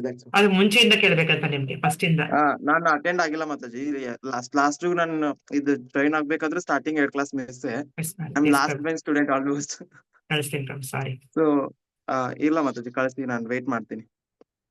Hare Krishna. Hare Krishna. Okay, ಎಲ್ರಿಗೂ ಇಷ್ಟ ಆಯ್ತಾ? ಪ್ರಸ್ತಾವನೆ ನಾವು ಮುಗಿಸಿದ್ವಿ, ಕಂಪ್ಲೀಟ್ ಮಾಡಿದ್ವಿ. ನೆಕ್ಸ್ಟ್ ಚಾಪ್ಟರ್ ಶುರು ಮಾಡೋಣ. ಮಾತಾಜಿ ಅವ್ರು ಕೇಳ್ತಾ ಇದ್ರು 9 ಸ್ಟೆಪ್ಸ್ ಅಲ್ವಾ ಮಾತಾಜಿ? ಬರ್ಕೊಡಿ ಮಾತಾಜಿ. ಆದೌ ಶ್ರದ್ಧಾ, ಸಾಧು ಸಂಘ, ಭಜನ ಕ್ರಿಯಾ, ಅನರ್ಥ ನಿವೃತ್ತಿ. ಬರ್ಕೊಂಡ್ರ? ಹೇಳಿ ಮಾತಾಜಿ. ಹೇಳಿ ಮಾತಾಜಿ. ಆದೌ ಶ್ರದ್ಧಾ, ಸಾಧು ಸಂಘ, ಭಜನ ಕ್ರಿಯಾ,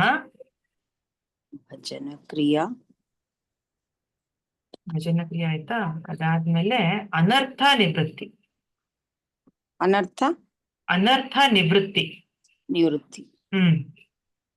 ಅನರ್ಥ ನಿವೃತ್ತಿ ಆದ್ಮೇಲೆ ನಿಷ್ಠ ಬರುತ್ತೆ. ಓಕೆ, ನಿಷ್ಠ ಆದ್ಮೇಲೆ ರುಚಿ ಬರುತ್ತೆ. ಟೇಸ್ಟ್, ರುಚಿ ಆದ್ಮೇಲೆ ಆಸಕ್ತಿ ಬರುತ್ತೆ. ಆಸಕ್ತಿ ಆದ್ಮೇಲೆ ಭಾವ ಆದ್ಮೇಲೆ ಪ್ರೇಮ.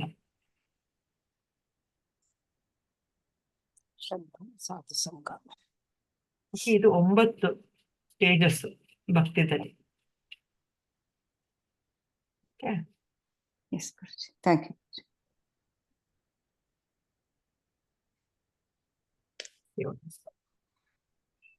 So, one more announcement, important announcements. ಈ ಬರೋ ಭಾನುವಾರ ಯಾರು ಶ್ರದ್ಧಾವನ್ ಫಾರ್ಮ್ ಫಿಲ್ ಮಾಡಿ ಮಿಸ್ ಮಾಡ್ಕೊಂಡಿದ್ರೆ ಓದ್ ತಗೊಳೋದಿಕ್ಕೆ ಮಾರ್ಚ್ 1ನೇ ತಾರೀಕು, ಈ 9ನೇ ತಾರೀಕು ನಾವು ಮತ್ತೆ ಇರ್ತಿದೀವಿ. ಯಾರ್ಯಾರು ಬರಕ್ ಆಗ್ಲಿಲ್ಲ ಅನ್ನೋರ್ಗೋಸ್ಕರ 9th ಮತ್ತೆ ಓಟ್ ಟೇಕಿಂಗ್ ಸೆರೆಮನಿ ಇರುತ್ತೆ.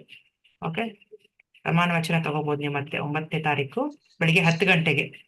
ಎಲ್ಲ ಕಡೆ ಲಿಂಕ್ಸ್ ಕಳಿಸ್ತಿದೀವಿ. ಓಕೆ, 1 ಲೆವೆಲ್ ಕಮಿಟ್ಮೆಂಟ್ ಒಳಗೆ ಪ್ರಯತ್ನ ಮಾಡಿ. 1 ರೌಂಡ್ ಕಮಿಟ್ಮೆಂಟ್ ಅಷ್ಟೇ. 1 ರೌಂಡ್ ಜಪ ಮಾಡೋದು ಪ್ರತಿನಿತ್ಯ ಮಾಡ್ತಾ ಇದೀವಿ. ಮೊನ್ನೆ ಲಾಸ್ಟ್ ವೀಕ್ ತಗೊಂಡವ್ರು ಮಾಡ್ತಾ ಇದೀವಿ. Thank you Mataji. Okay, so ಇದಿರುತ್ತೆ.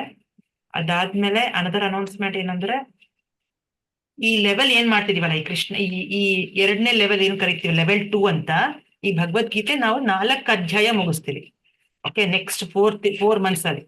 ಈ ನೆಕ್ಸ್ಟ್ 4 ಮಂತ್ಸ್ ಆದ್ಮೇಲೆ ಏನು ಅಂದ್ರೆ, ನೆಕ್ಸ್ಟ್ ಇನ್ನೊಂದು ಶಿಕ್ಷಾ ಇರುತ್ತೆ. ಈಗ ಏನ್ ಶ್ರದ್ಧಾವಂತ ತಗೊಂಡಿದೀವೋ ನೆಕ್ಸ್ಟ್ ಕೃಷ್ಣ ಸೇವಕ ಅಂತ ಅದರ ಹೆಸರು. ಕೃಷ್ಣ ಸೇವಕ ಅಂದ್ರೆ ಏನ್ ಮಾಡ್ಬೇಕು? ಕೃಷ್ಣ ಸೇವಕ ಅಂದ್ರೆ ಈ 4 ಅಧ್ಯಾಯಗಳನ್ನ ಕೇಳಿಸ್ಕೊಳ್ಳೋದು, ಜೊತೆಗೆ 1 ರೌಂಡ್ ಏನ್ ಮಾಡ್ತಾ ಇದೀವೋ ಅದನ್ನ ಕ್ರಮೇಣ ನಿಧಾನಕ್ಕೆ 4 ಮಂತ್ಸ್ ಅಲ್ಲಿ 4 ರೌಂಡ್ ಬರೋದು. 4 ರೌಂಡ್ ಜಪ ಮಾಡೋದಿಕ್ಕೆ ನಾವು ಪ್ರಾಕ್ಟೀಸ್ ಮಾಡ್ಕೋಬೇಕು, ಕಂಫರ್ಟಬಲ್ ಮಾಡ್ಕೋಬೇಕು, ಅನುಕೂಲ ಮಾಡ್ಕೋಬೇಕು. 4 ರೌಂಡ್ ಪ್ರತಿನಿತ್ಯ ಜಪ ಮಾಡೋದಕ್ಕೆ ಶುರು ಮಾಡ್ಬೇಕು. ಯಾವಾಗ್ಲಿಂದ ಈ 4 ತಿಂಗಳು ಸೆಟ್ ಮಾಡ್ಕೋಬೇಕು ನೀವು. 1ಕ್ಕೆ ಶುರು ಮಾಡಿ, ಇವಾಗ ನಿಧಾನಕ್ಕೆ 2, 3, 4 ಇಲ್ಲ 1ರಿಂದ 4 ಆದ್ರೂ ಓಕೆ, ಗುಡ್ ಅಷ್ಟೇ. ಆಮೇಲೆ ನೀವು 4 ತಿಂಗಳಾದ್ಮೇಲೆ ನಾವು ಒಂದು ಪೇಪರ್ ಇರುತ್ತೆ, ಕೃಷ್ಣ ಸೇವಕ ಪೇಪರ್ ಅಂತ ಇರುತ್ತೆ, ಒಂದು ಬುಕ್ ಇರುತ್ತೆ. ಯಾವ್ದಪ್ಪ, ಭಗವದ್ಗೀತೆ ಯಥಾರೂಪ ಇರ್ಲೇಬೇಕು ಕಂಪಲ್ಸರಿ ಎಲ್ರ ಹತ್ರ ಕೃಷ್ಣ ಸೇವಕ ತಗೊಳ್ಳೋರು. ಈ ಪ್ರಸ್ತಾವನೆ ನಾವೇನು ಓದಿದ್ದೀವಲ್ವಾ, ಆಮೇಲೆ ಅಧ್ಯಾಯ 1 ಇದ್ರ ಮೇಲೆ ಸಿಂಪಲ್ ಪ್ರಶ್ನೆಗಳಿರುತ್ತೆ. ಪ್ರಶ್ನೆ ಇರುತ್ತೆ, ಏನು ಭಗವಂತ ಏನ್ ಹೇಳ್ತಿದ್ದಾನೆ, ಈ ಶ್ಲೋಕ ಏನು ಅನ್ನೋದು, ಅದಕ್ಕೆ ಉತ್ತರ ನಿಮ್ಗೆ ಬುಕ್ಕಲ್ಲೇ ಸಿಗತ್ತೆ. ಓಕೆ, ಅದನ್ನ ಬರೆಯೋದಷ್ಟೇ. ಆನ್ಸರ್ ಬರೆಯೋದು. ಒಂದು 10 ಪ್ರಶ್ನೆ ಇರುತ್ತೆ, 10-15 ಪ್ರಶ್ನೆ ಇರುತ್ತೆ ಕೃಷ್ಣ ಸೇವಕಗೆ. ಆ ಪ್ರಶ್ನೆಗೆ ಉತ್ತರ ಬರೆಯೋದು ಅಷ್ಟೇ. ಪೇಪರ್ ಕಳಿಸ್ಕೊಡ್ತೀವಿ. ಇನ್ನು ಇವಾಗ್ಲೇ ಎಲ್ಲ 1 ಮಂತ್ ಅಲ್ಲಿ ನಾವು ನಿಮಗೆ ಬುಕ್ಸ್ ಬಗ್ಗೆ ಹೇಳ್ತೀವಿ, ಏನೇನ್ ತಗೋಬೇಕು, ಕೃಷ್ಣ ಸೇವಕಗೆ ಏನ್ ಬುಕ್ಸ್ ತಗೋಬೇಕು. ಯಥಾರೂಪ ತಗೊಂಡಿರ್ಬೇಕು, ಭಗವದ್ಗೀತೆ. 2ನೇದು ಇನ್ನೊಂದು ಪುಸ್ತಕ ಇದೆ, ಬಿಯಾಂಡ್ ಬರ್ತಂಡೆ, ಜನ್ಮ ಮೃತ್ಯುವಿನ ಪರೆ ಅಂತ ಒಂದ್ ಹೆಸರು ಇದೆ. ಏನಾದ್ರು ಕನ್ನಡದಲ್ಲಿ ಹೆಸರು? ಜನನ ಮರಣಗಳ ಆಚೆ. ಜನನ ಮರಣಗಳ ಆಚೆ. ಎಸ್, ಜನನ ಮರಣಗಳ ಆಚೆ. ಈ 2 ಪುಸ್ತಕ ನಿಮ್ಮ ಹತ್ರ ಇದ್ರೆ ಕೃಷ್ಣ ಸೇವಕ ಬರಿಬಹುದು ನೀವು ಪೇಪರ್. ಹಾಗೆ ಕೃಷ್ಣ ಸೇವಕ ಪೇಪರ್ ಒಂದ್ಸರಿ ಕಳಿಸ್ತೀವಿ ನಾವು. ಈ ವಾರ ಈ ಶ್ರದ್ಧಾವನ್ ಓದ್ ಸೆರೆಮನಿ ಆಗಿದ ತಕ್ಷಣ ನಾನು ಪೇಪರ್ ಕಳಿಸ್ಕೊಡ್ತೀನಿ ನಿಮ್ಗೆಲ್ರಿಗೂ. ಓಕೆ, ಜಸ್ಟ್ ನೀವು ನೋಡ್ಬಿಟ್ಟು ಪ್ರಿಂಟ್ಔಟ್ ತೆಕ್ಕೊಂಡು ಅದ್ರಲ್ಲಿ ಎಲ್ಲ ಸುಲಭವಾಗಿರುತ್ತೆ ಪ್ರಶ್ನೆಗಳು, ಅದಕ್ಕೆ ಉತ್ತರ ಬರೆಯಕ್ಕೆ ಶುರು ಮಾಡ್ಬೋದು. ಆ ಪುಸ್ತಕನೂ ಅಷ್ಟೇ ತುಂಬಾ ಈಸಿ. ಅದು ರೀಡಿಂಗ್ ಸೆಷನ್ ಶುರು ಮಾಡ್ತೀವಿ. ಆ ಪುಸ್ತಕ ಓದೋ ಅಂತ ಈ ಪ್ರಸ್ತಾವನೆ ಏನ್ ಮಾಡಿದೀವೋ ಇದು ರೀಡಿಂಗ್ ಮಾಡ್ಬೇಕು, ನೀವೆಲ್ರು ಓದಬೇಕು. ಅದನ್ನ 1 ದಿವಸ ಇಡೋಣ ಅಂತಿದ್ದೀನಿ ನಾನು. ಈ ಗುರುವಾರ ಶುಕ್ರವಾರ ನಮ್ ಕ್ಲಾಸ್ ಇರುತ್ತೆ, ನಾನ್ ಹೇಳ್ತೀನಿ. ಬುಧವಾರ ಒಂದ್ ದಿವಸ ಸಂಜೆ ನಿಮ್ಗೆ ಎಲ್ರಿಗೂ ಟೈಮ್ ತೆಗಿಯೋಕ್ಕಾದ್ರೆ 1 hour ಸ್ಪೇರ್ ಮಾಡಿದ್ರೆ ನಾವು ಈಸಿಯಾಗಿ ಓದ್ಬಿಡ್ಬೋದು, ಮುಗಿಸ್ಕೋಬಹುದು. ಸೇಮ್ ಇದೇ ಟೈಮ್, ಎಲ್ರಿಗೂ ಇದೇ ಟೈಮ್ ಅನುಕೂಲ ಆಗತ್ತಂದ್ರೆ ಇದೇ ಟೈಮ್ ಮಾಡೋಣ. 6 to 7 7 to 8 1 hour ಎಲ್ಲರೂ ರೀಡಿಂಗ್ ಮಾಡ್ಬೇಕು. ಒಬ್ರಾದ್ಮೇಲೆ ಒಬ್ರು ಒಂದ್ ಪ್ಯಾರ ಓದ್ಕೊಂಡೆ ಆ ಓದೋ ಬುಕ್ ನ ಮುಗಿಸ್ಕೋಬೇಕು. ಓಕೆ, ಸೊ ಇದನ್ ಮಾಡಿ ಆ ಬುಕ್ಸ್ ಓದೋದು, 4 ರೌಂಡ್ ಬರೋದು, ಕೃಷ್ಣ ಸೇವಕ ಪೇಪರ್ ಬರೆಯೋದು ನಿಧಾನಕ್ಕೆ. 4 ತಿಂಗಳು ಟೈಮ್ ಇದೆ ನಿಮ್ಗೆ. ಅಷ್ಟೊಳಗೆ ಮಾಡಿದ್ರೆ ನೆಕ್ಸ್ಟ್ ಶಿಕ್ಷಕ್ ನೀವು ರೆಡಿ ಆಗ್ತೀರಾ 4 months ಆದ್ಮೇಲೆ. ಓಕೆ, ಸಫಿಷಿಯಂಟ್ ಟೈಮ್ ಇದೆ ಅಷ್ಟೇ, ಸಿಂಪಲ್. ನೆಕ್ಸ್ಟ್ ಶಿಕ್ಷಣ ನೆಕ್ಸ್ಟ್ ನಾ ಹೇಳ್ತೀನಿ, ಇನ್ನು ಟೈಮ್ ಇದೆ. ಇದು 2ನೇ ಅನೌನ್ಸ್ಮೆಂಟ್. 3ನೇದೇನಪ್ಪ ಅಂದ್ರೆ ಈ ಮೇ ತಿಂಗಳಲ್ಲಿ ನಾವೆಲ್ಲ ಮಾಯಾಪುರ್ ಯಾತ್ರಾ ಹೋಗ್ತಾ ಇದೀವಿ. ಓಕೆ, ಸೊ ಮಾಯಾಪುರ್ ಯಾತ್ರಾ ಅಂದ್ರೆ ಚೈತನ್ಯ ಮಹಾಪ್ರಭು ಆವಿರ್ಭಾವಿಸಿರುವಂತ ಒಂದ್ ದಿವಸ, ಭಾವಿಸಿರುವಂತ ಒಂದ್ ಜಾಗ ಅದು ಮಾಯಾಪುರ ಅನ್ನೋದು. ಸೊ ಡಿವೋಟೀಸ್ ಯಾರ್ಯಾರಿಗೆ ಆಗತ್ತೋ, ಅನುಕೂಲ ಇದ್ರೆ ದಯವಿಟ್ಟು ರಿಜಿಸ್ಟರ್ ಮಾಡ್ಕೊಳ್ಳಿ. ಎಲ್ಲ ಕಡೆ ಮೆಸೇಜಸ್ ಕಳಿಸ್ತಾ ಇದೀವಿ. ಸೊ ನೋಡ್ಬಿಟ್ಟು ರಿಜಿಸ್ಟರ್ ಮಾಡ್ಕೊಳ್ಳಿ ಮಾಯಾಪುರಿಗೆ. ಅಂಡ್ 14ನೇ ತಾರೀಕು ಏನಿದೆಯೋ ಚೈತನ್ಯ ಮಹಾಪ್ರಭು ಹುಟ್ಟಿರೋದ ದಿವಸ, ಅಂದ್ರೆ ಕೃಷ್ಣನ ಜನ್ಮಾಷ್ಟಮಿ ಲೆಕ್ಕ. ತುಂಬಾ ಮುಖ್ಯ ನಮ್ಗೆಲ್ರಿಗೂ ಎಲ್ಲ ಡಿವೋಟೀಸ್. ಸೊ ಅವತ್ತಿನ ದಿವಸ ಟೈಮ್ ಮಾಡ್ಕೊಂಡು ದೇವಸ್ಥಾನಕ್ಕೆ ಹೋಗ್ಬಿಟ್ಟು ಬನ್ನಿ. ಭಗವಂತನ ದರ್ಶನ ತಗೊಂಡು, ಭಗವಂತನ ಪ್ರಾರ್ಥನೆ ಮಾಡ್ಕೊಂಡು, ಭಗವಂತನಿಗೆ ಏನಾದ್ರು ಸೇವೆ ಸಲ್ಲಿಸ್ಬಿಟ್ಟು ಬನ್ನಿ. ಆಗ್ಬೋದಾ? ಸೊ ಅದು ನಿಮ್ಮೆಲ್ಲರಿಂದ ನಾ ಕೇಳ್ಕೊಳ್ಳೋಂಥದ್ದು.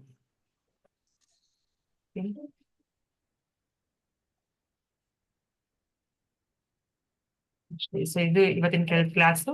ನೆಕ್ಸ್ಟ್ ವೀಕ್ ಮತ್ತೆ ಕಂಟಿನ್ಯೂ ಮಾಡೋಣ. ಎಲ್ಲರಿಗೂ ಹರಿಕೃಷ್ಣ, ಎಲ್ಲರಿಗೂ ನಮಸ್ಕಾರ.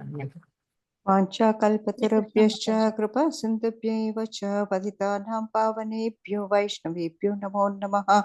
ಅನಂತಕೋಟಿ ವೈಷ್ಣವ ವೃಂದ ಕೀ ಜಯ. ನಮಾಚಾರ್ಯ ಹರಿದಾಸ್ ಠಾಕುರ್ ಕೀ ಜಯ. ಜಗದ್ಗುರು ಶ್ರೀಲ ಪ್ರಭುಪಾದ ಕೀ ಜಯ. ಭಗವದ್ ಗೀತಾ ಕೀ ಜಯ. ಹರಿ ಕೃಷ್ಣ. ಧನ್ಯವಾದ ಗುರುಜಿ. ಧನ್ಯವಾದ. ಹರೇ ಕೃಷ್ಣ ಮಾತಾಜಿ. ಹರೇ ಕೃಷ್ಣ. ಧನ್ಯವಾದಗಳು. ಧನ್ಯವಾದ. ಧನ್ಯವಾದಗಳು ಕೃಷ್ಣ ಮಾತಾಜಿ. ಮಾತಾಜಿ, ಧನ್ಯವಾದಗಳು. ಹರೇ ಕೃಷ್ಣ ಮಾತಾಜಿ, ಧನ್ಯವಾದ. ಧನ್ಯವಾದ.